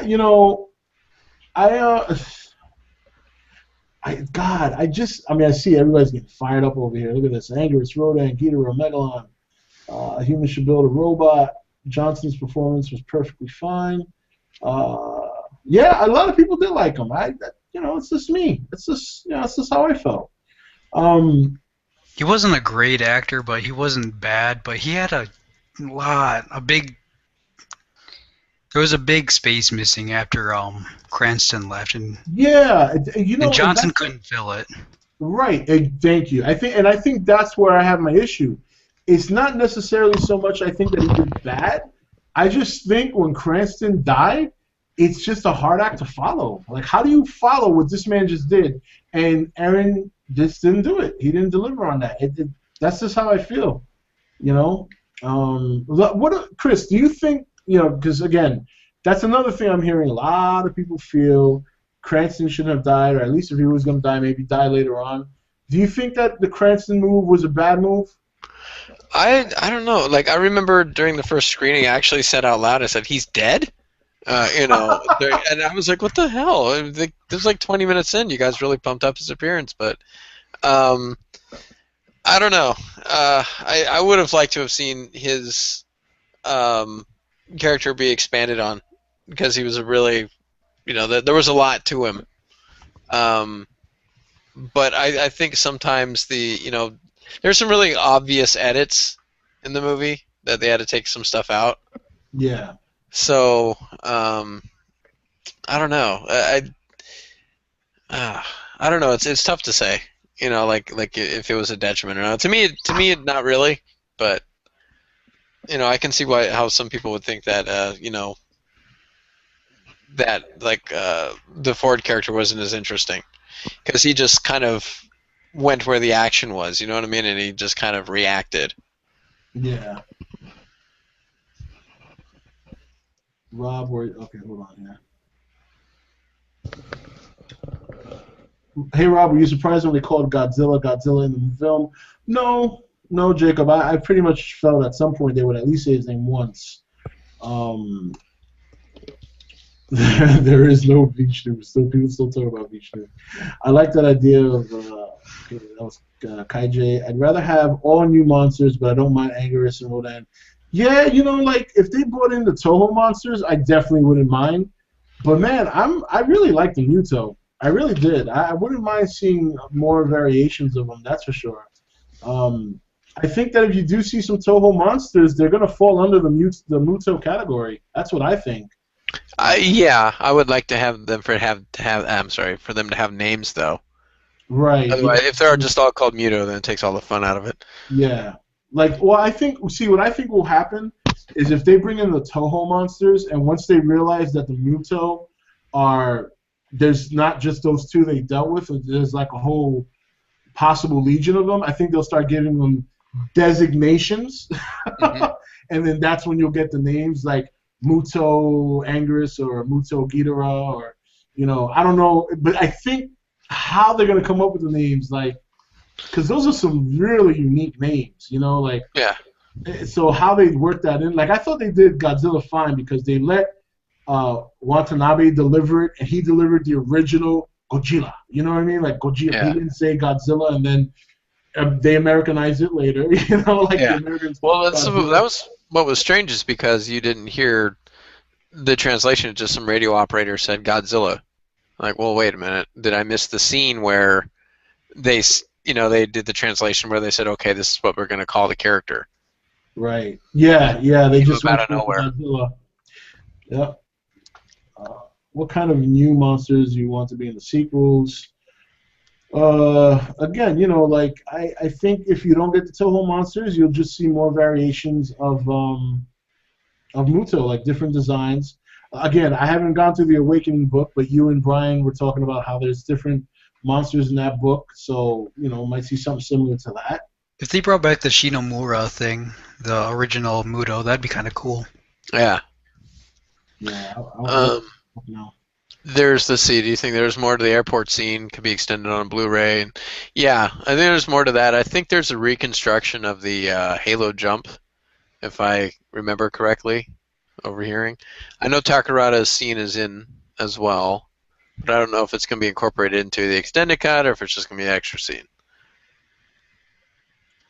With the possibility of kaiju returning to cause destruction in sequels, do you think we could see the military develop sort of laser tanks or maser or something like Super X to stop them, but realistic, like the maser guns maybe? Maybe something similar to like the rail gun in Transformers. Mm-hmm. Remember the sequel, unfortunately, where Devastator is climbing up the pyramid and the ship lets off a railgun. Yeah, you might see something like that. That's just my speculation. Yeah. Well, if it goes along with their universe that they created, then yeah, why not? Yeah. Damn King Caesar, this is sending me back to childhood Godzilla versus Mechagodzilla memories. Godzilla looks more buff than fat. Yeah, I mean he's got his traditional hip baby bearing hips though. His lower body was but like the thing that I liked and I said this so many times throughout this whole Godzilla journey, and when I saw it on screen, I think that's what got me emotional. I'm not gonna lie, because you guys remember what I was talking about when I came back from the movie on Thursday night. But when his light started backing up, no, let me stop. I said that on one of my videos, and I was so excited I said it backwards. But when his back started lighting up, and they show him, and he kind of like pulls his hands down and pulls his chest forward, man, I almost lost it because that's how I had always described how I want to see it happen. Yeah. And that to me was just epic. It was so epic, man. You just saw him like it wasn't like the Toho movies, which is always cool when he does it. He just kind of opens his mouth and there it is. With this one, it was such a build up to him doing it. You could almost assume that it took a lot out of him to do it. And that's why shortly thereafter he kind of maybe collapsed or maybe, I mean, again, just speculating, but it was such a beautiful way that it was like it was just a beautiful sight to see when the way it built up. You see Aaron laying there and the light, you see the light on, and the minute, I don't know about anybody else, the minute I saw the light on his face, I knew exactly what the fuck was going to happen. Yeah. I knew exactly what was going to happen. It was just epic. Yeah, I just remember, Godzilla kind of saved him twice, too. He did. And I'm just like, wow, I guess, it's kind of like, okay, you're my friend now, human, and I'm going to save you. But I talked to Matt Frank earlier, and he was talking about the spikes and everything, how normally when it would light up, it would go from the center. Yeah. Kind of like that's where like all the centralized, I guess, nuclear power is in Godzilla. So this time it was a little different to get it from the tail. I think they just did it because it looked cool. Go from the tail all the way up. Oh yeah, and it did. So it's different. Yeah, it was very different. The people, they talk about like what's the real Godzilla, whatever. There's only one real and true Godzilla, and that's the 1954 one. The rest of them are just all interpretations. Right. So for me, like if someone says I don't like this one, that one, I mean, it's for me. There's room for whatever. I mean, interpretations there are. So this one to me, like the way it looks and stuff like that, it looks fat, whatever. Doesn't bother me. I asked Watanabe about it, and he's like, "Hey, he looks streamlined to me. He doesn't look fat." I was like, "Okay, I think it's just because the midsection's a little heftier than previous. Like the '90s, he had those gigantic thighs. Oh my God, yes. you know, to the point where it's like cartoonish and ridiculous. So, you know, but whatever. I mean, like, you know, my favorite one's the 74 one. So, what do I know? That's the one. That's the happy looking one, right? That's Mhm. the Mega Godzilla one. Well, there's like, it's like The terror from Mega friendly, but Godzilla still one. kind of pissed looking. I know which one you're talking about because that's actually my second favorite suit behind the 84. But Yeah. that's the one where that he was in Terror Mecha Godzilla, where it kind of looked like the one the year before, but a little bit more with the brow down, and they kind of did something different with his mouth. Like it almost had like a on the side it had like a curve. Hmm. But yeah, I know what suit you're talking about. That is a nice suit. A lot of people don't even, you know, a lot of people don't even mention that suit, but I actually like it very much. Rob, would you have killed the Mutos any other way? No, I think I kiss of death, man. You can't do it any better than that. And his traditional tail swing. Come on, that's right there. That's just like nostalgia. Yeah. Rob and Chris. Oh, let me jump back because this thing is jumping now. Robin, Chris, and Brian, what do you guys think of the scene where Godzilla's tail swings through the smoke and the lighting illuminates his silhouette and all that is heard is a chime? Yeah, that was pretty cool. I know Yeah. what you're talking about. That was I got a little bit of goosebumps from that scene right there because I knew what was gonna happen. yeah, yeah. That was a good scene. All right, the male Muto killed Joe Brody. Rob, what's the meaning of life? Godzilla, I guess maybe for There today. you go. Yeah. There it is. That's it. Uh, Sarazado needed Brody because he knew all about the Muto. Maybe Brody knew how to stop the Muto, but since he died, they had to resort to a nuke. Jim Kelly, yeah, maybe. That's a mix and match. What would be the most? What would be the most monster to be taken serious? Oh, what's the most likely monster to be taken seriously from the Toho roster outside of Godzilla? I don't know. I know King Ghidorah is Thomas Tull's favorite character outside of Godzilla. That's Maybe that might mine. give him some love. I'm not sure. You tell Gabbro. Thomas that's my favorite. The answer is Gabbro. Gabbro. There Oh you God, the walking turd.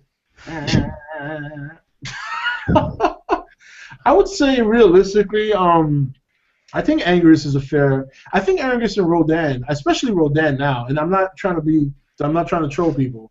I know Rodan confirmed. I'm being serious this time. I think Rodan. I mean, obviously the flying Muto, so why not a mutated flying bird of some sort? Rodan, Angus. I think Maybe Varan. Varan, yeah, because Varan is yeah. Um, who else would I think would definitely fill the roster? I mean, it seems like they really like Mothra. Nina. It seems to me like I get the idea that Legendary and the staff that worked on the movie, like, they have something for Mothra because even a recent article I read where Max Borenstein had said he felt that any monster from Toho could fit in their universe or something along those lines. Yeah, But they just had to rewrite them a bit. yeah, they would have to kind of rewrite them and reimagine them maybe. But it seems like Mothra seems to be like the one monster that they really feel. At least that's the idea I get from stuff that I've read. Chris, I mean, you know better than I do. Do you kind of get that vibe from them that Mothra seems to be a favorite, not a favorite, but a monster that they would probably think of first in the sequel? I mean, if I were to guess, I'd say they were thinking about it. You know, I don't think you can write a movie and then just, you know, like, and, you know, even though you're going through post-production and not think of, like, where would you like it to go.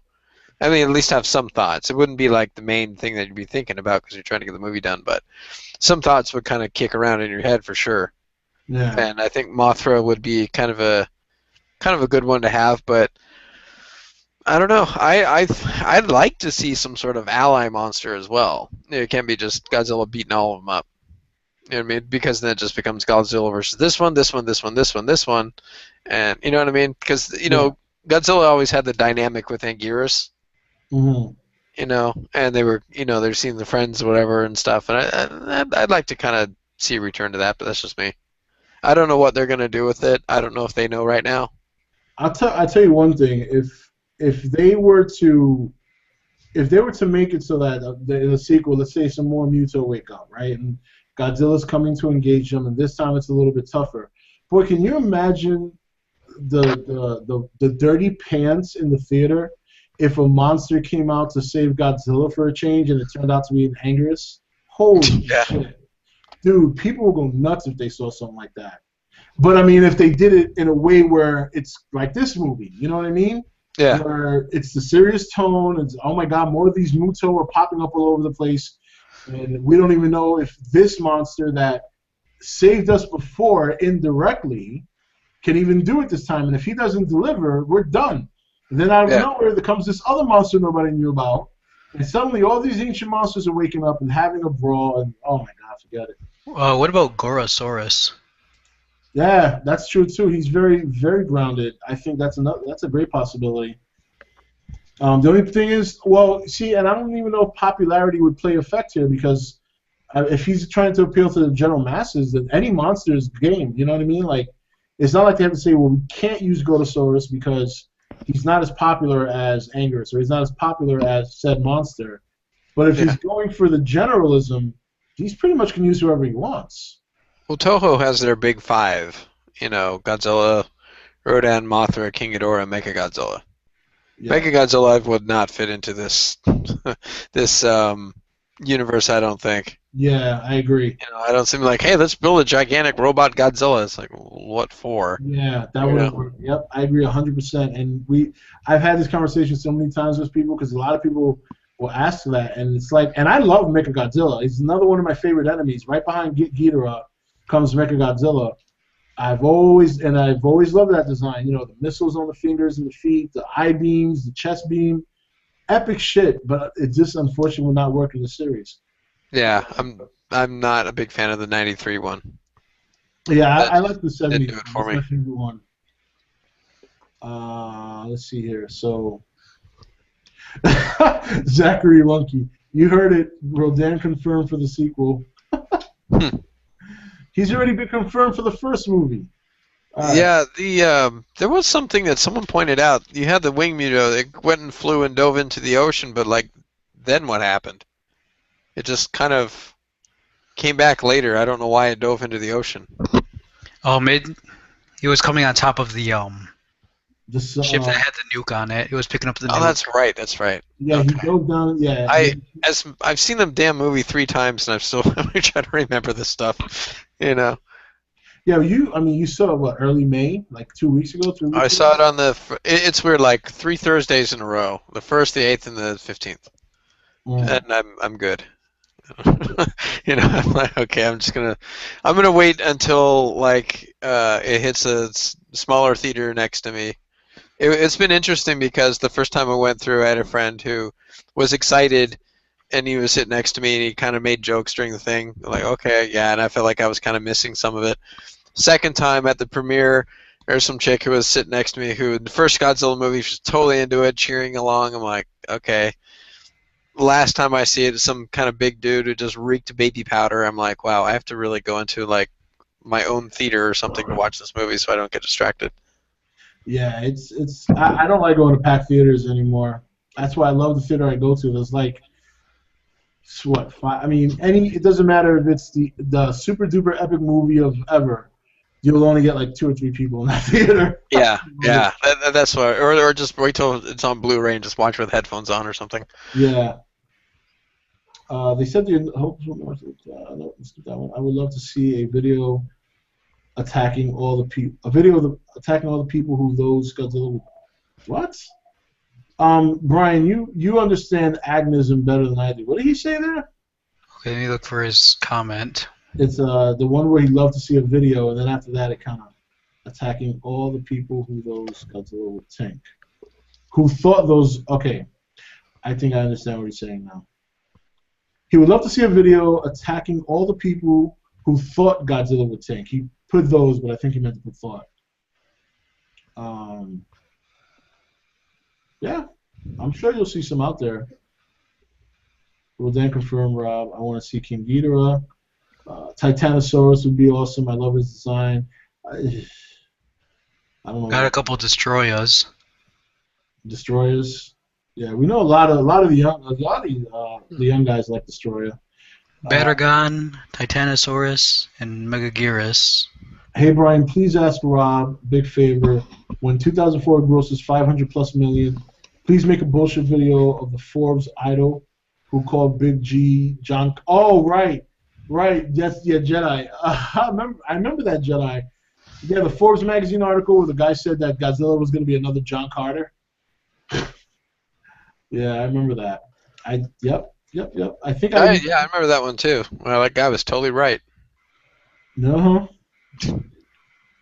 Maragon Angerus. That's the thing with movies, though. You can't predict their popularity if it's going to do well or not. Yep. There's no formula. If there was, everybody would be cashing in on that formula. Yeah. Imagine the Americanized Mechagodzilla. No, I can't. I really can't. In the sequel, Freddy Krueger teams up with Gabara and fights Godzilla. Right. Some of you guys are smoking some shit tonight. You need to pass it along. Kumanga, Kamakuris. I think those are two very. After seeing the Mutos, those are two other kaiju that would very much fit into this world. Kamakuris and Kumanga, the spider and the praying mantis. Hazagala, I don't think they should make a sequel. And you know what? They may not, but these days I just don't see it, especially the way it's popular right now. Yeah. Better reach $500 million, and then let's talk about sequels. Let's see. Yeah. Would you like it if the two Muto from this movie ever returned a potential sequel? If they had their own movie, I have a counter question for that. Because I think if they had their own prequel movie or something, that might be interesting. I mean, they're already dead, but if there's like a spin-off or a comic or something, I think it might be interesting. Yeah. You might also be talking about the species of Muto that's presented. Yeah. Yeah. I like the Muto monsters. I thought they were awesome. A very, very Gigan-ish like eyes, Gigan eyes. Yeah. So. The one thing that I thought was kind of funny, strange, whatever, their special power was EMP bursts, but if they're ancient monsters, that's like the most useless power because there were no electronics back when they were created. Yeah. Yeah, but the funny thing is, I'm wondering if that was just a natural, because it almost seemed. I think it's a natural byproduct of their form of communication. Yeah. Right. That's what I was. Thank you, Brian. I was trying to get something out like that, but it seemed almost like it was, while it benefited them when they came across the military and stuff like that. I think, like Brian said, it was just almost like a reaction to their communicating or. Well, there's that sphere of influence or something that kind of surrounded it. It kind of reminded me of the War of the Worlds, the shields. Yeah, because I know the flying one seems to trigger when his thing would light up and then he'd smash the ground. And boy, that shit had a long range. Yeah. Where the female seems to have almost a barrier of EMP. Wherever she went, whatever was surrounding her in a certain radius. That was it. So I thought that was, it was really unique the way they did that. Megalon and Jaguar Grabber should be in the sequel. You guys are funny. The cool thing about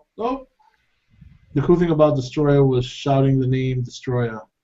The bus driver was actually a good character.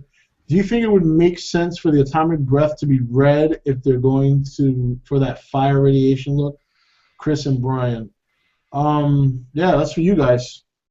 I don't know. I'm open to it.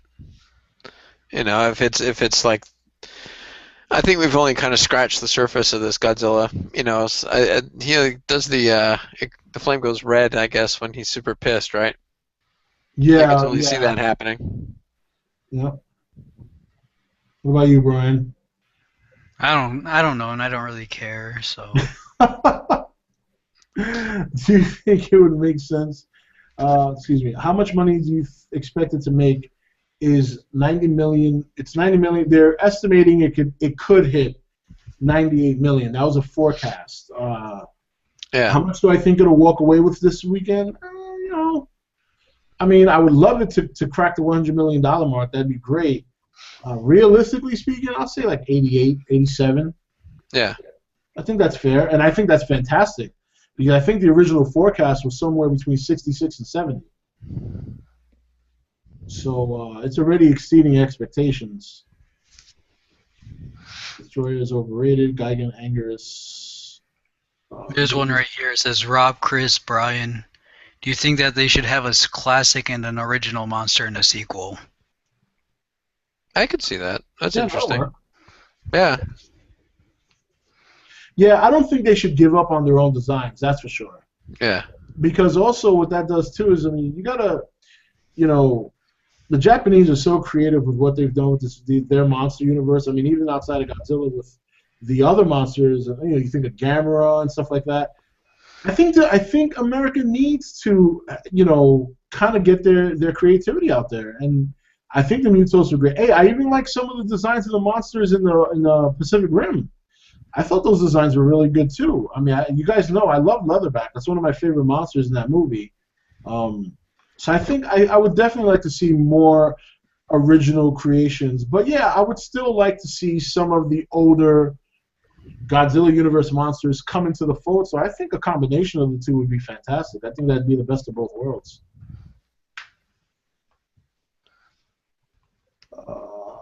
The giant claws wanted for the sequel.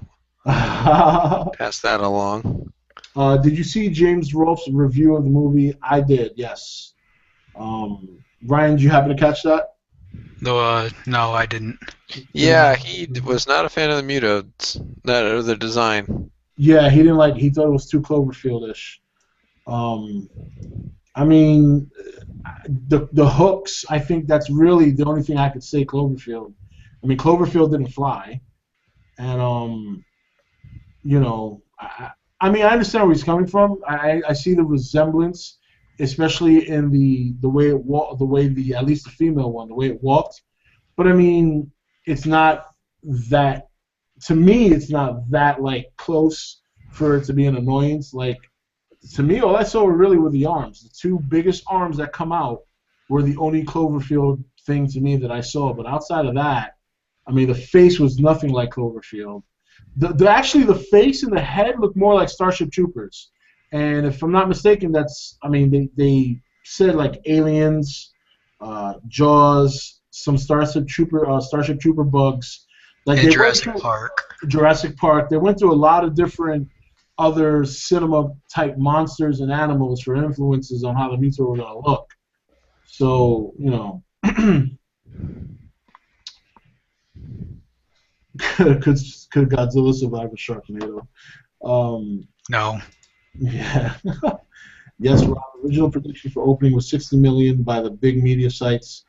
If Godzilla 2014 hits 100 million in the U.S. domestic, that would be phenomenal and a great tribute to the Big G. Yeah, if he cracks some 100 million this weekend in the States, yeah, I mean, that's serious. That is, I mean, he would be, for me, he would be at the halfway point to what I thought he should make here.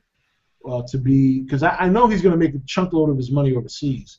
So I felt he had to do at least 2 to 250 million here, combine overseas to be like, boom, a financial success. But if he's doing 100 million in one weekend, he's going to exceed that 200 million mark pretty easily. Where should the sequel take place? What cities and countries? Well, San Francisco just got done. New York's been done 1 million times. Yeah. Chicago's been done. Fuck, man. How about Houston, Texas, or something? Like, let's go and just like run through like, you know, Cowboy Stadium or some shit. I don't know. It's a cornfield in Nebraska. Cornfield in Nebraska. Godzilla makes popcorn. I just got here. Oh, welcome. Today's vocal covers. How are you? Let's see. Who owns the rights to King Kong? I think that's Universal. Yeah. Now with if Legendary keeps the license or whatever, and then they go to Universal, I think they're gonna have. You know, I think we talked about this before. They'll have less opposition, maybe. Oh, for the King Kong versus Godzilla. Oh yeah, there's a lot. That'd be just like a one-off movie, though. Yeah, that is already a lot of people. That's been a very, very, very popular common question around the channel lately. It's the whole Godzilla vs. King Kong thing. But It's just how do you take a 30, 40-foot high monster and convert him over to Godzilla? It's just that's going to be tough sell if they were to do that. Or they can just not mention it and just say, "Here, deal with it." Yeah, Just like here, that's how it probably is. the best way to do it. If you're going to do it, Yeah. just say, look, here's King Kong. Suddenly he's 300 feet high, and don't ask questions. They didn't do it the first time, so they just said, "Here." True. That's true. More importantly, who else do you think they would bring into the sequel? Sean Hansen, do you talk about monsters in particular, or do you mean characters? Yeah, and by the way, Ag and Meta, I was referring to like Cloverfield's front legs. Yeah, Sean, if you're talking about like characters, I think Sarazawa definitely would see again. Obviously, I think Sally Hawkins' character, being his assistant, would probably come back. I don't know if the Brody scenario goes back in. I'm gonna say no on that. I think they might try and find a different route. You know, especially if it takes place in a different city with so. But the Brodies can come back in since you think about it. Aaron Taylor Johnson, I think, was the only survivor there, so his character would have the experience on how to deal with being around monsters during a mission. Yeah. So that would actually be a good reason to bring his character back, because they would have a legitimate reason from a story standpoint as to why they should bring Ford Brody back into the fold, because he has combat experience. So that's just my thought. Let's see. There is no Mothra post credits. I forgot where that question went. Oh, somebody else asked about it? Gigantus. Okay, yeah. Yeah, no Mothra post credits. If Toho decides to let Legendary remake one of their other monster movies, which movie would you guys like to see Legendary take on after seeing what they did with Godzilla? I think Rodian. That's rife with just. I mean, the whole beginning with the Mega Nula and stuff is just awesome. Yeah, Rodan would definitely be a good point. That's a good starting point, because you could really ground that quite easily, I think. Seven Samurai. Godzilla versus Middle America. Do it in Dubai. What other original Toho monster besides Godzilla should get a spin-off, evil or not? There was, Matt Frank was talking about how this film is structured like Terra Mechagodzilla, where you see a little bit of Godzilla at the beginning. He doesn't show up for a while. When he does show up, the fight is very short, but then he comes back at the end for the gigantic fight. Yeah. And I'm like, oh, he was hardly in Terra Mechagodzilla. Most of his movies, he didn't show up to like late middle to the end. Yeah. And he's had movies where he's had less screen time, I think. I think the original, you didn't even see him full-fledged until the end. You saw him, over the mountain and all that. And then in the beginning, you heard him. You saw his legs go by like the village house. But full frontal view, it wasn't until about the end of the movie.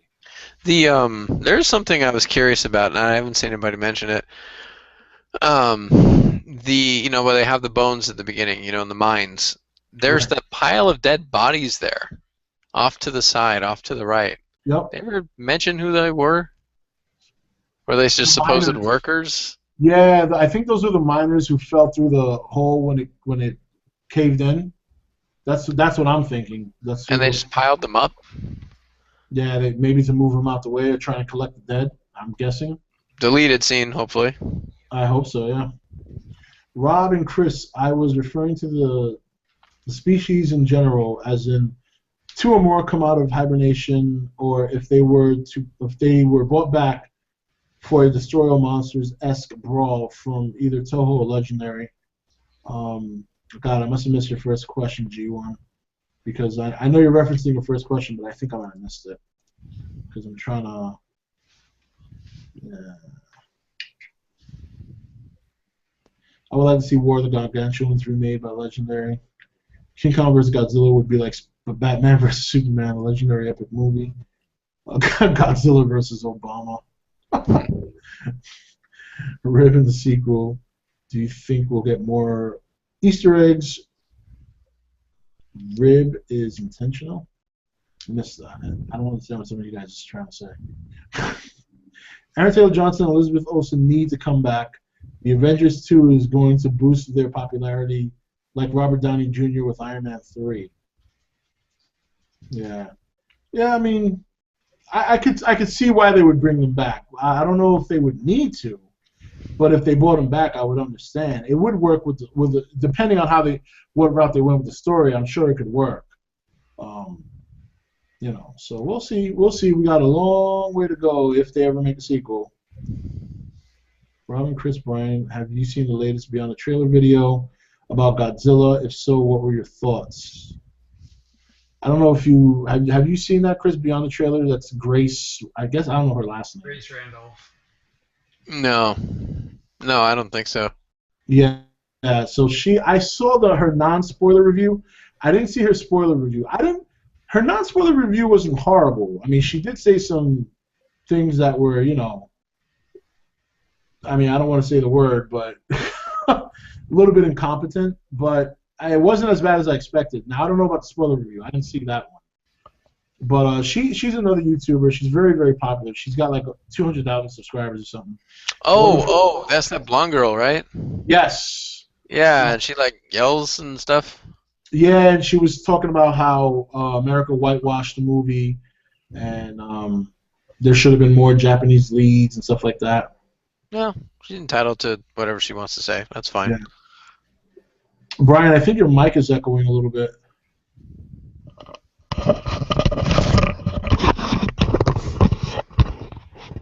Is that better?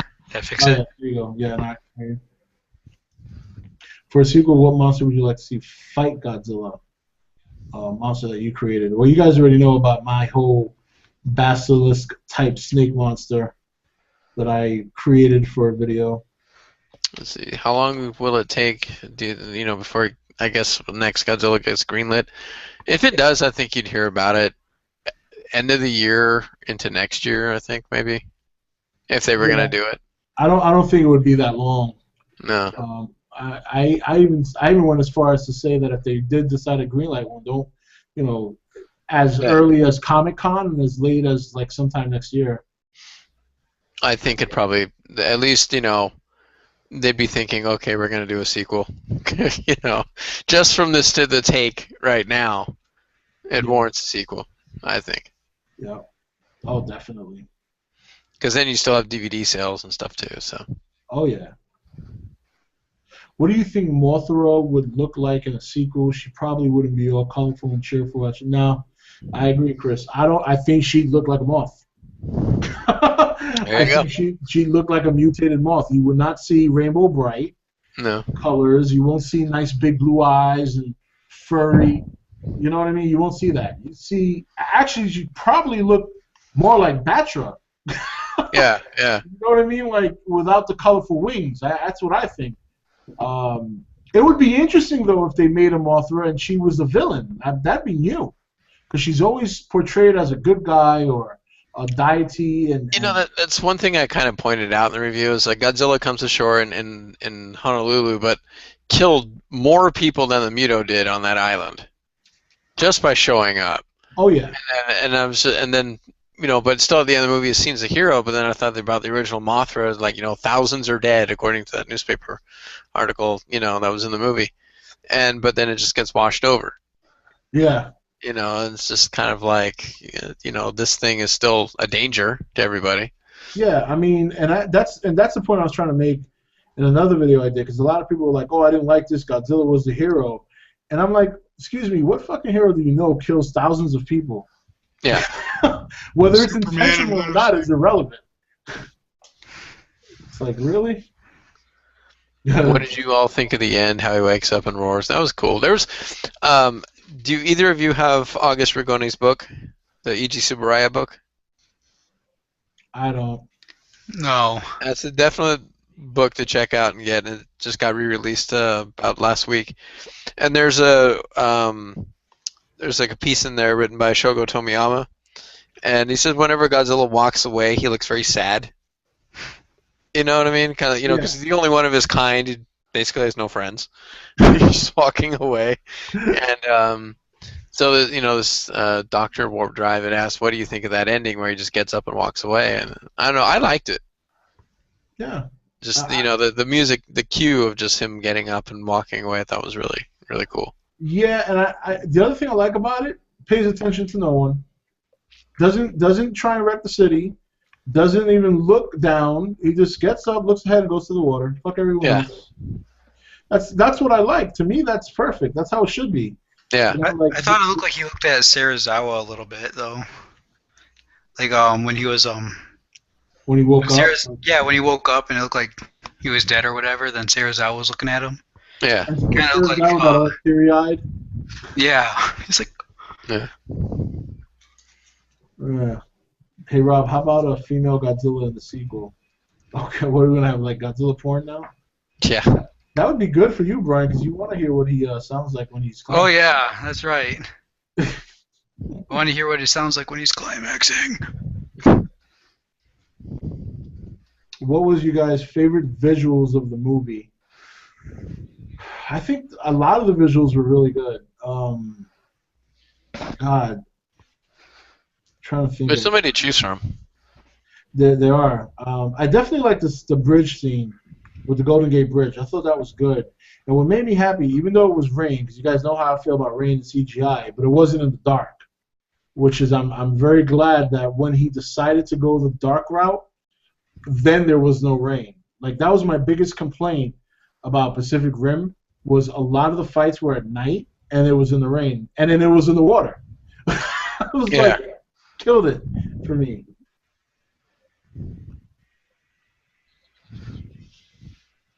Hey Rob, I was really looking forward to Admiral Stent's speech to the crew from the original first trailer voiceover from the Halo jump, even if it was part of a different scene. Yeah, it was a good speech. I actually was a little surprised we didn't hear that, and I actually noticed that after the movie, when after I got over my, oh my god, what I just see with the final fight of radiation. But I did notice after the fact, when I thought about the movie, that it wasn't in. I'm like, I wonder why they took that out. But it's, just one of those things. I guess this didn't fit in the end. There is something, I'm going to link you to it, and you can put it in the thing later.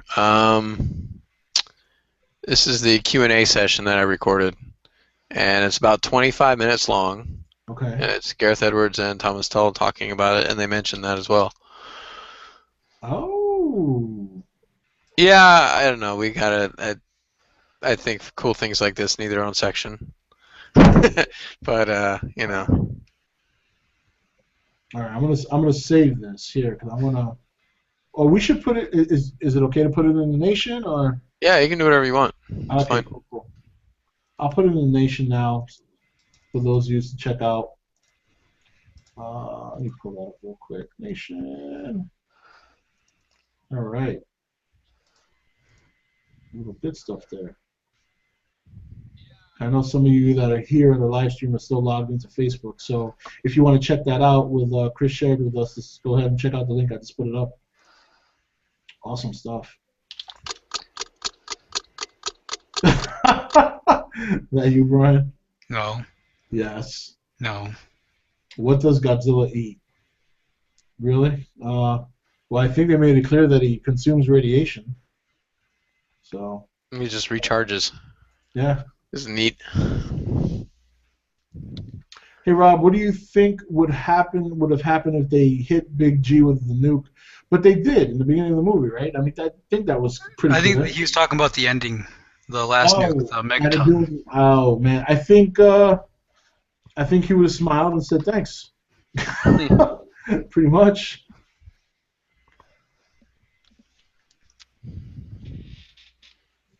All right. Moving. Right. I hate having to refresh this damn thing every time because of the stupid delay. Alright. Why didn't Godzilla cause a tsunami in San Francisco? It wasn't in the script, I guess. I don't know. Well, you know why? He got out of the water in that shot, but You know. Well, I think he Distance. surfaced further out because he was by the bridge. Yeah. Where I think in Hawaii, Yeah. he was closer to the coast.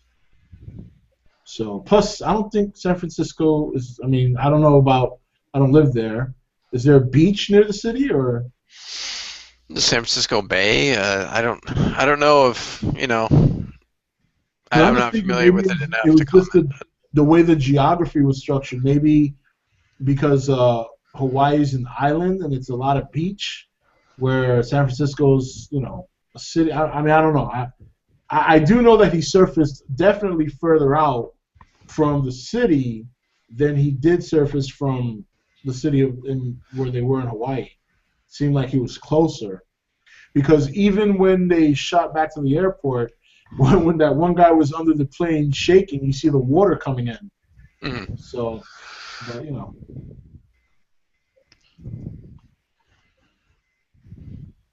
All right. So sorry, Rob. My question was referring to the two Muto species shown in the film. If they could ever be used in a potential sequel or destroy monstrous film esque fight from either Toho or Legendary.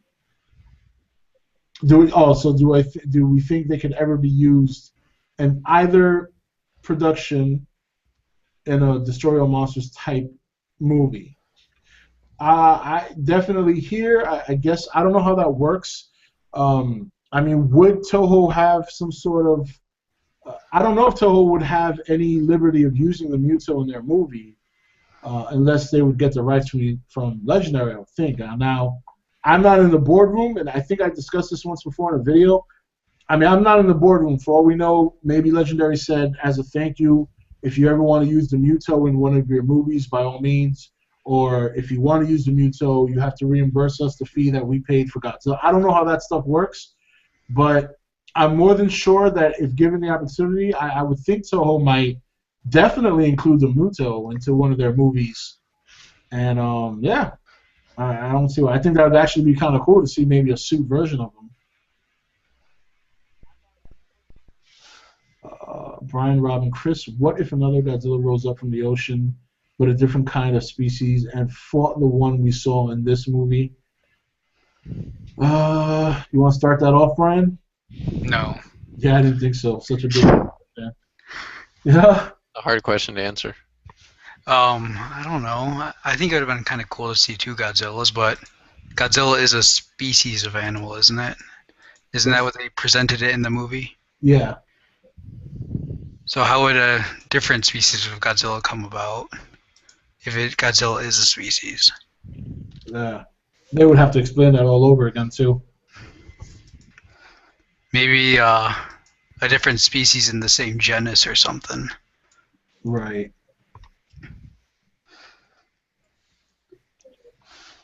Rob, share your roar. Wow. There you go. All right. What Toho monster would you like to see in the Godzilla sequel, and how would you like to see? You know, I don't. Here's the thing. I don't want to sound like a prick, but if you guys hit the rewind button for about 10 minutes, 15 minutes, I think that's a question we covered like several times already. So yeah, we that I mean that's I know it's a very common question. I've actually been hearing that question since like what October, November. And it's like the only real question you get. I know either that or my favorite. What monster would you like like to see, and how would you change it? Yes, and it's always the same answer. It's a Ghidorah with arms. All right.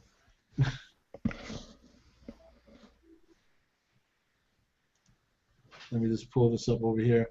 All right, so Okay, I'm giving you the extended cut of my film as well.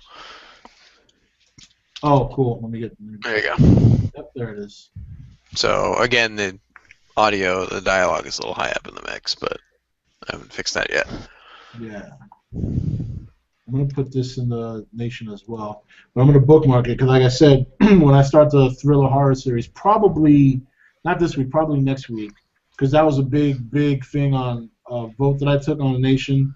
What some things the channel wants me to explore after the Godzilla. And a lot of horror. People were like, "Yeah, horror," and I'm like, "Okay." I'm like, "Horror thriller, it is." And one thing I'm glad about this movie, I mean, that it was worth it in a sense because I was like 50% into doing my next one. I was like, I should really kind of promote this Godzilla, as like a thank you, because Godzilla is what got the series is what got me interested in filmmaking. So I was like, oh, okay, and then it really kind of snowballed into all this exclusive stuff and everything, and it got really, really, really involved. But I'd be, I'd still promote it for Godzilla, but it would kind of suck if the movie wasn't very good. Thank God that's not the case. Yeah, no, it's definitely a winner. How would you guys do the atomic breath? I don't think it should be. I think it's fine the way it is. I think it's fine the way it is. Donald Sneed. Since Godzilla acts as a balance of nature, how would you feel if in the sequel the human race becomes the thing he needs to fix? Again, that's a definite possibility.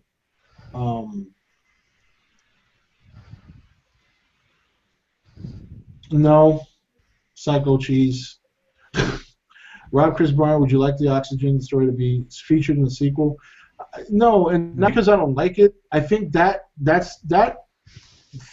weapon has its place in the '54 movie. I think if you pull it out, while there's some, I don't know how I would feel about that.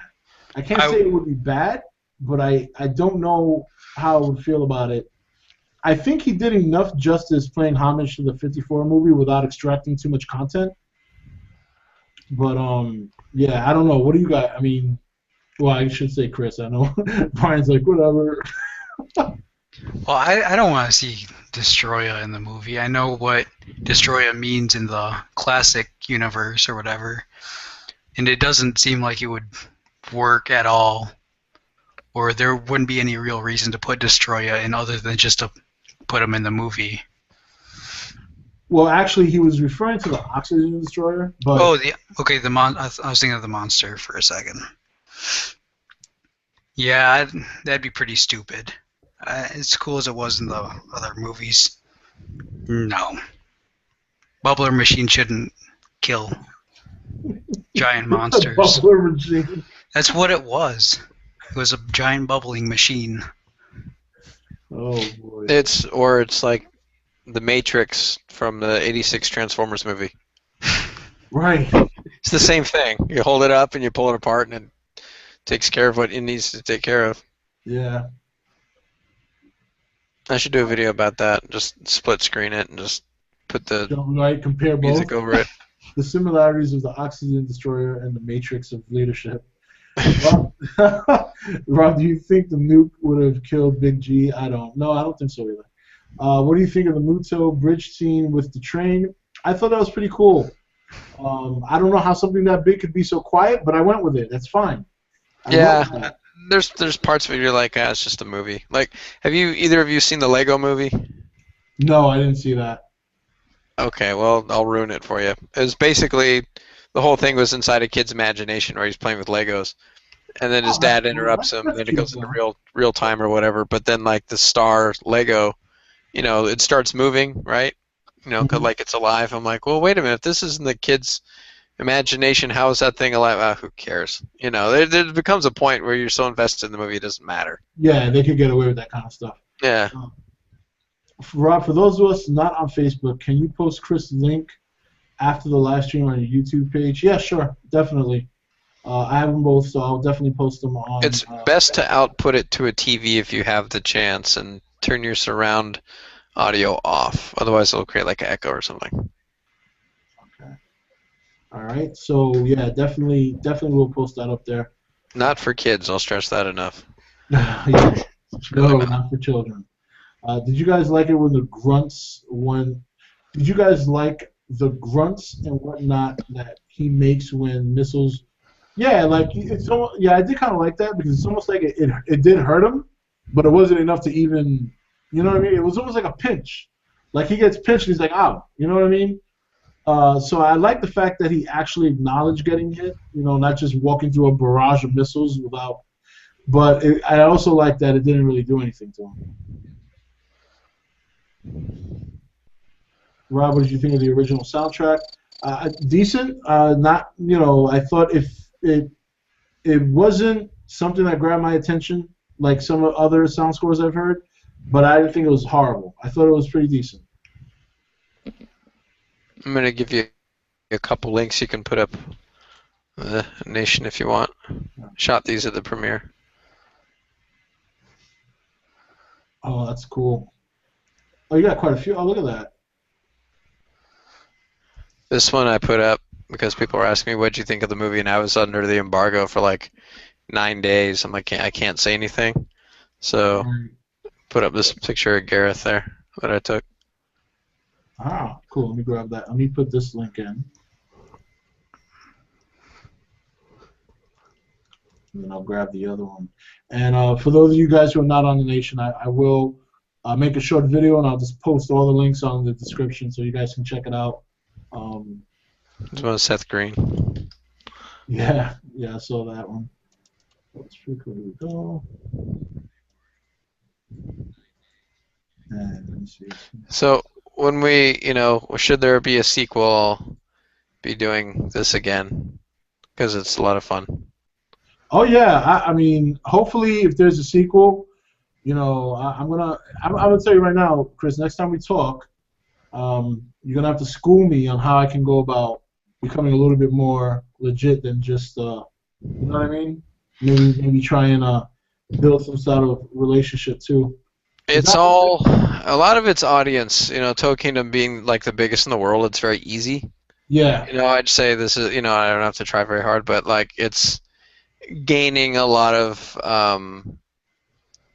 support and standing out and stuff like that. That was the key thing. Even for working with the merchandise companies like Bluefin and Bandai, they'd be like, okay, well, let's see your site traffic, because they're not going to work with you if you don't have, if you're not going to, if you don't have the big audience. And it's kind of messed up, but that's just how they work. I get it, but That's I would probably say, oh shit, well, like I would probably say that 4 months ago, but my monthly numbers, I mean, it's obviously it's not on the level of some other more seasoned YouTubers, but I definitely this month I'm going to be over 1 million for the month, easy. Yeah, see, like I've been doing this for like 10 years. Yeah. So, I have the background. Longevity plays a role. What's that? Longevity, I'm sure, plays a role. Well, yeah, I mean, I just kind of came in and told Anthony, I said, look, this is how it's going to go. What I mean? Yeah. There was footage, there was the Godzilla Save the Earth game that was playing at E3, and I said, well, I can get you footage. I got a pass to go in, and he didn't think I could do it. And he said, well, if you can get it, fine, and I'll put it up on the site. So I did. I went down there and I filmed off screen, but I was so freaked out because there were signs everywhere saying don't film, and I thought, well, I'm going to do it anyway. But they didn't stop me anyway when I was doing it, so, maybe they just didn't care, and those signs were just for show. Right. But I was so freaked out that Atari would come after me, so if you find those old videos, they were like recorded by, and I just put my first initial there, Before I had my full name, I thought, they're probably going to come after me. Then I put like the M down. I was like, they'll probably search through the registry. I'm like, I know, C. But then it kind of went from there, and I got to know Simon Strange and did all that stuff. So, all the interviews. And he and Matt Frank and I were the ones who started the Kaiju Combat, that game, if you've heard of it. I have heard of it. Yeah, we started like in a Skype call like February 2012. That's funny. And it launched before the Kickstarter launched like 5 months later, and I wasn't really aware of it, and I thought, what the hell are you doing? Don't launch this yet. But I mean, it's paid off, and I think the game is going through some things right now where it's going to come out and be really cool. It's just very quiet right now. Right. So that's cool. So I did have one question emailed to me. So I definitely want to take the time to address this question. This comes from Daniel Stavny, or apologize if I butchered your name. It's just something I do. Question was, worst case scenario, they pick Michael Bay to direct Godzilla 2014 sequel. Your thoughts on this, and do you think who do you think gets to direct the movie? And this is if it's not Gareth Edwards. You know, I don't hate Michael Bay like other people, but I don't want him directing Godzilla. I'll put it that way.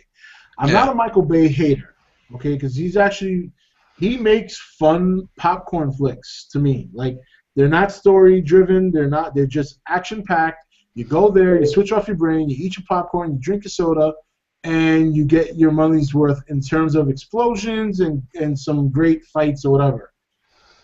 Don't want to do a Godzilla movie. No. Yeah. No.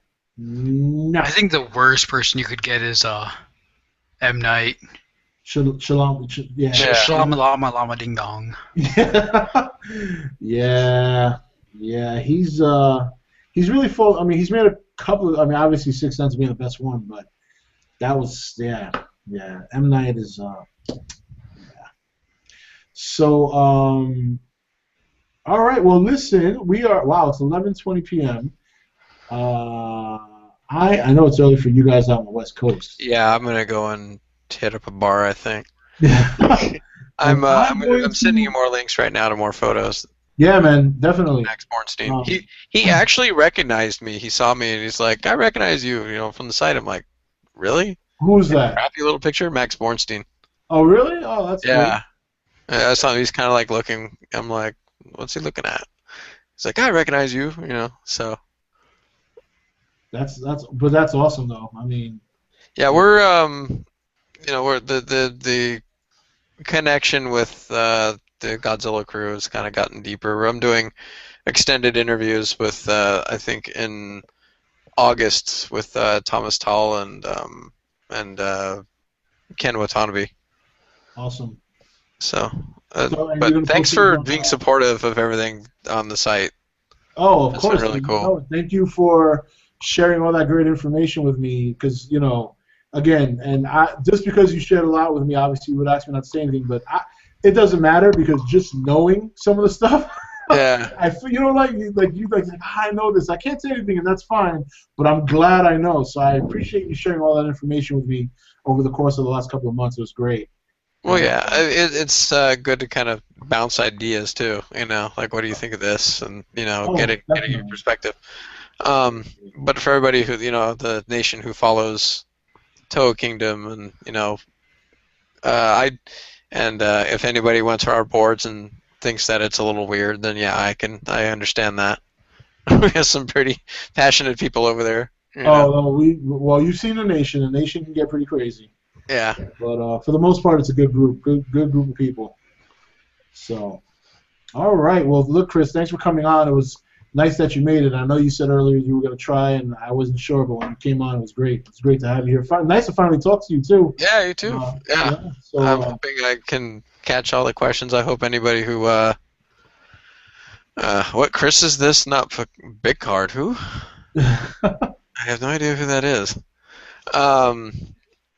No, but I'm glad that everybody's enjoyed it. He thinks you're Chris Picard. Oh, okay. No, Timothy, no. No. You wouldn't catch those two in a hangout. Yeah. I mean, after what happened a couple of weeks ago, no. Did you ever find out why you were here? Yeah. I never understood that. I was like, I mean, me personally, I've talked to the guy personally and stuff like that. I don't have any personal problems with him, right?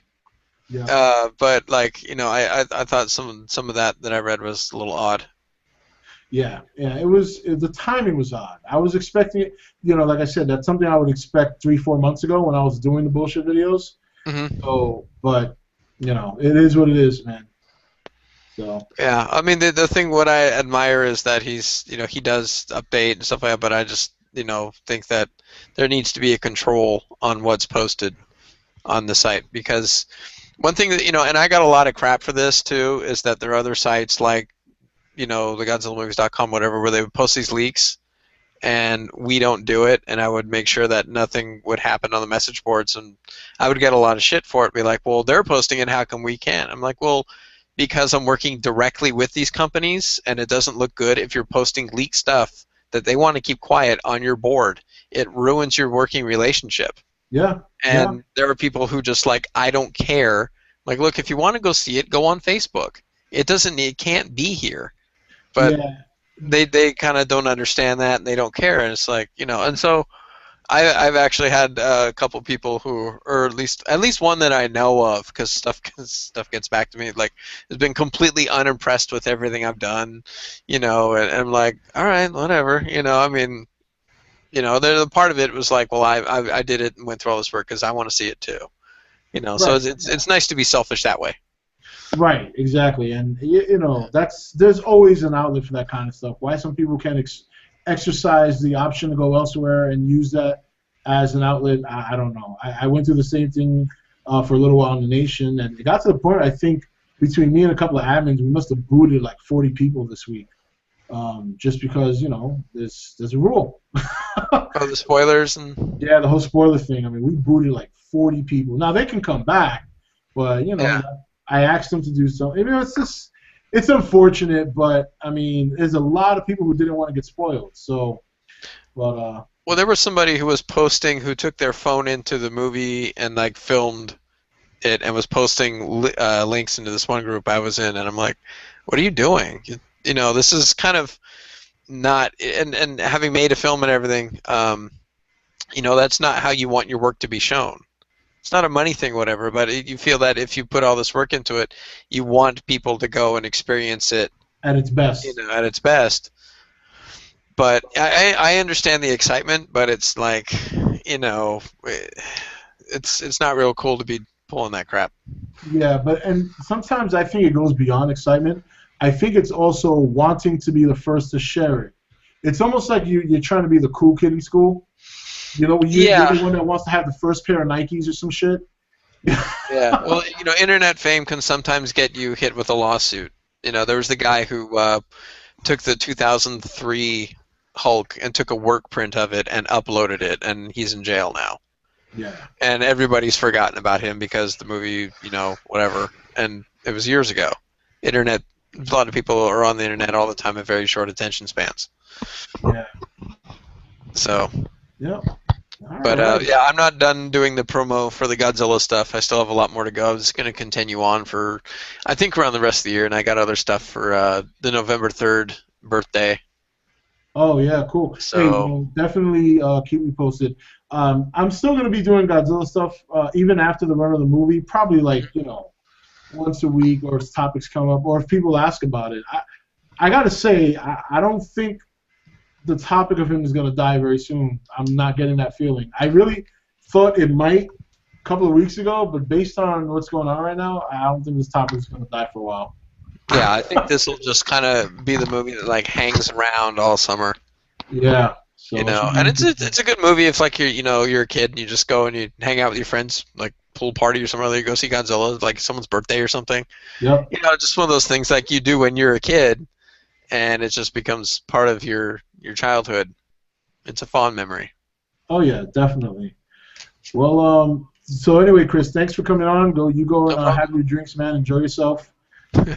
And we'll definitely catch up in the chat, and keep me posted on everything, man. Yeah, let me know when you when you run through the movie or whatever. Hopefully, you enjoy it. Well, I've seen it once already, but I'm just gonna watch it again. But I've already seen it once, and I liked it the first time around. Which one did you see? Was it the color one or the black and white one? Black and white. Okay, the color one it fills in a lot of gaps. Okay. There's more demons in it. More. Oh, really? Yeah, there's more.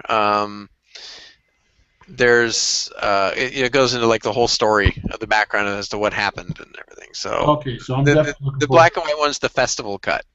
Oh, okay. So that's why. And then, doing a remix and removing the orchestra, because the full version, the color one that was a live orchestra. It's a real orchestra. It's nothing on a keyboard. So that was all composed and everything, and I didn't pay for it, which was just awesome. Yeah, but and then there is the post-credit sequence as well. The end credits are different, and the orchestra or the music is just awesome. Yeah, end credit music's like 3 minutes long and stuff. So.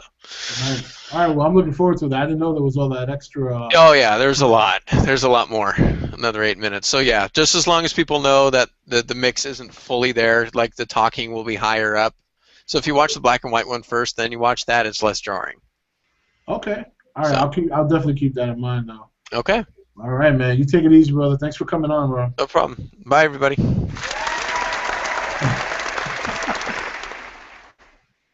All right. So that was nice. That was a nice surprise. Chris from Toho Kingdom coming aboard and sharing some of his experiences with us, and me and Chris we've actually been talking for a while, and for those of you who don't know, the way me and him met, he actually messaged me one day on Facebook, and he just happened to compliment me on the bullshit video fan. That's how it started. Very popular series on the channel, the bullshit. And then we went from there, and he, first he started kind of, I guess, maybe feeling me out and seeing, how I was about reporting stuff or talking about stuff, and then he shared a lot of information with me that I wish I could have told you guys, but I couldn't. But I never said anything either, so, but a lot of fun, great guy. So, remember, people, don't watch X-Men. We won Godzilla to stay #1. That was from Ag. Big Ag. Yeah, I'm gonna watch X-Men. Yeah, me too. Yeah, I mean, I love Godzilla. Don't get me wrong, but I want to see X-Men. That actually looks very good. So who's gonna go? Oh, thank you very much, G3. Thank you as well, Steven. Yeah, Chris is definitely a great guy, and he, you guys know me. I'm all about, I'm not a professional on that. I don't get first break news, none of that. I basically will share something I find with you guys, just like I do with a friend. And some of you guys might even hear it before me, or some of you guys will hear it when I talk about it. But yeah, Chris, you guys know me. If it's not legit, I will question it. If it's complete bullshit, I'm going to call it out. Everything that Chris has told me or that he has confided in me in the last couple of months regarding Godzilla, and unfortunately I could never report it, but everything he told me was on point. He was never wrong about anything he said. And sometimes he'd even joke around and tease me like, oh, wait for this, make sure you stay online by 9 p.m., watch what happens. And next thing you know, boom, something would happen. And so it was a lot of fun because while you guys were getting amped up with some of my videos and stuff like that, my way of getting amped up was with information he was passing to me that I couldn't share, and it was very hard, man. I'm like, damn, I want to share this with people, but I can't. So that's why I never made a video where I said something he might have told me, but you know me, I don't like the whole I can't source or I can't talk about my source. I don't like doing that, so that's why I never brought up anything he said, because I wouldn't be able to use him as a source. So I just kept it to myself altogether. So.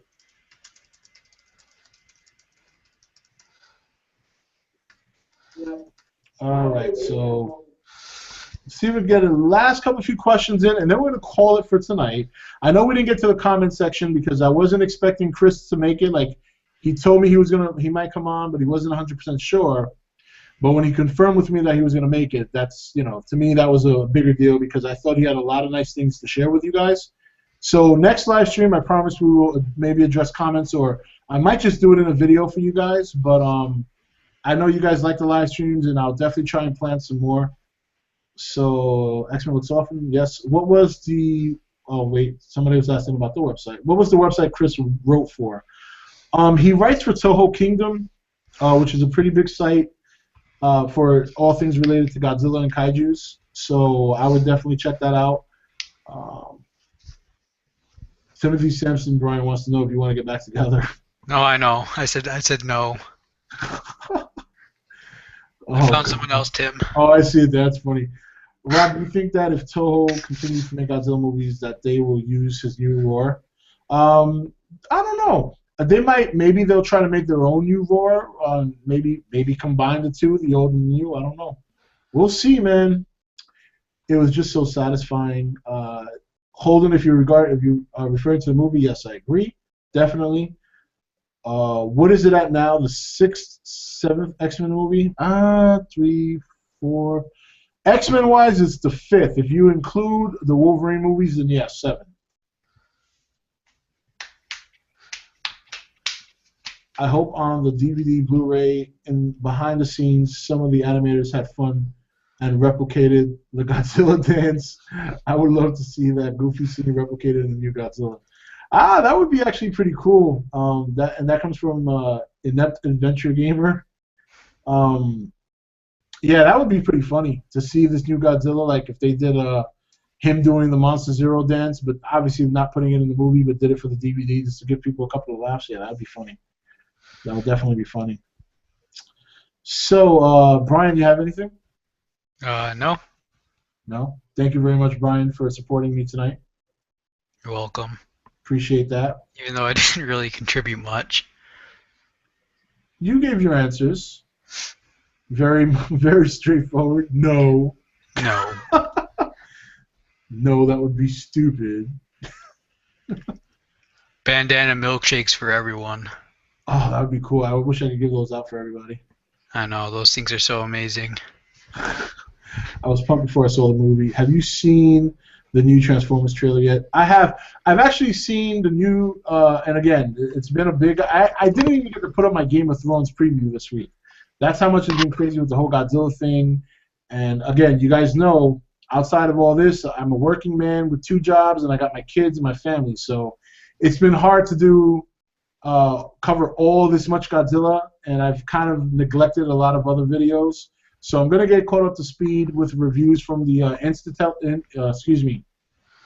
Transformers, Interstellar, and I believe there was a new Guardians of the Galaxy. So we'll get caught up with that. Tomorrow, obviously, is going to be the Game of Thrones TV show review. Wednesday, just so you guys know, Wednesday starts off. I'm going to stay with the whole monster / kaiju theme for Wednesdays. I'm going to rewind review King Kong, the Peter Jackson version. So I'm going to do that Wednesday. That's been on my plan. And then we're going to go from there. As you know, Thursday, not this Thursday coming up, but the following Thursday, I'm going to start doing some rewind reviews on horror movies and thriller movies, just like you guys requested a couple of months back when I did a poll. And I'm going to start off with Chris's short movie, Transcendence, and then go from there. I got a lot of movies that I wrote down that I definitely want to review, and I'm actually looking forward to seeing again. So that'll be a lot of fun. But that's it. That is it, guys. Thank you for joining the live stream. I hope you guys enjoyed a lot of what Chris had to share and a lot of the dialogue. I know you guys want to talk about the movie a lot, so I will plan another live stream very shortly so we can get into more movie stuff. But I think for the most part, we all know we love the movie. We all aware that there are some flaws. Some of us wanted to see more Godzilla. Some of us wanted to see, maybe more the fight scene in the airport, for example. But for the most part, I think we have a winner on our hands. I think we have something that's going to lead into a universe. And I think we should all be happy. And I think the more Godzilla thirst will come in the future. That's really it. I really don't know what else to add to that. I mean, the proof is in the pudding. The numbers don't lie. So, but that's it. That's it, Brian. Thank you for joining. Thank you for helping out. I appreciate it. To all you Nation fans out there, this is Rob signing off for E.T.N, where we don't do news, we just talk entertainment. All right, that was good timing. I like that. All right, guys. All right, guys. I'll see you on the Nation, and I'll see you next video. Take it easy.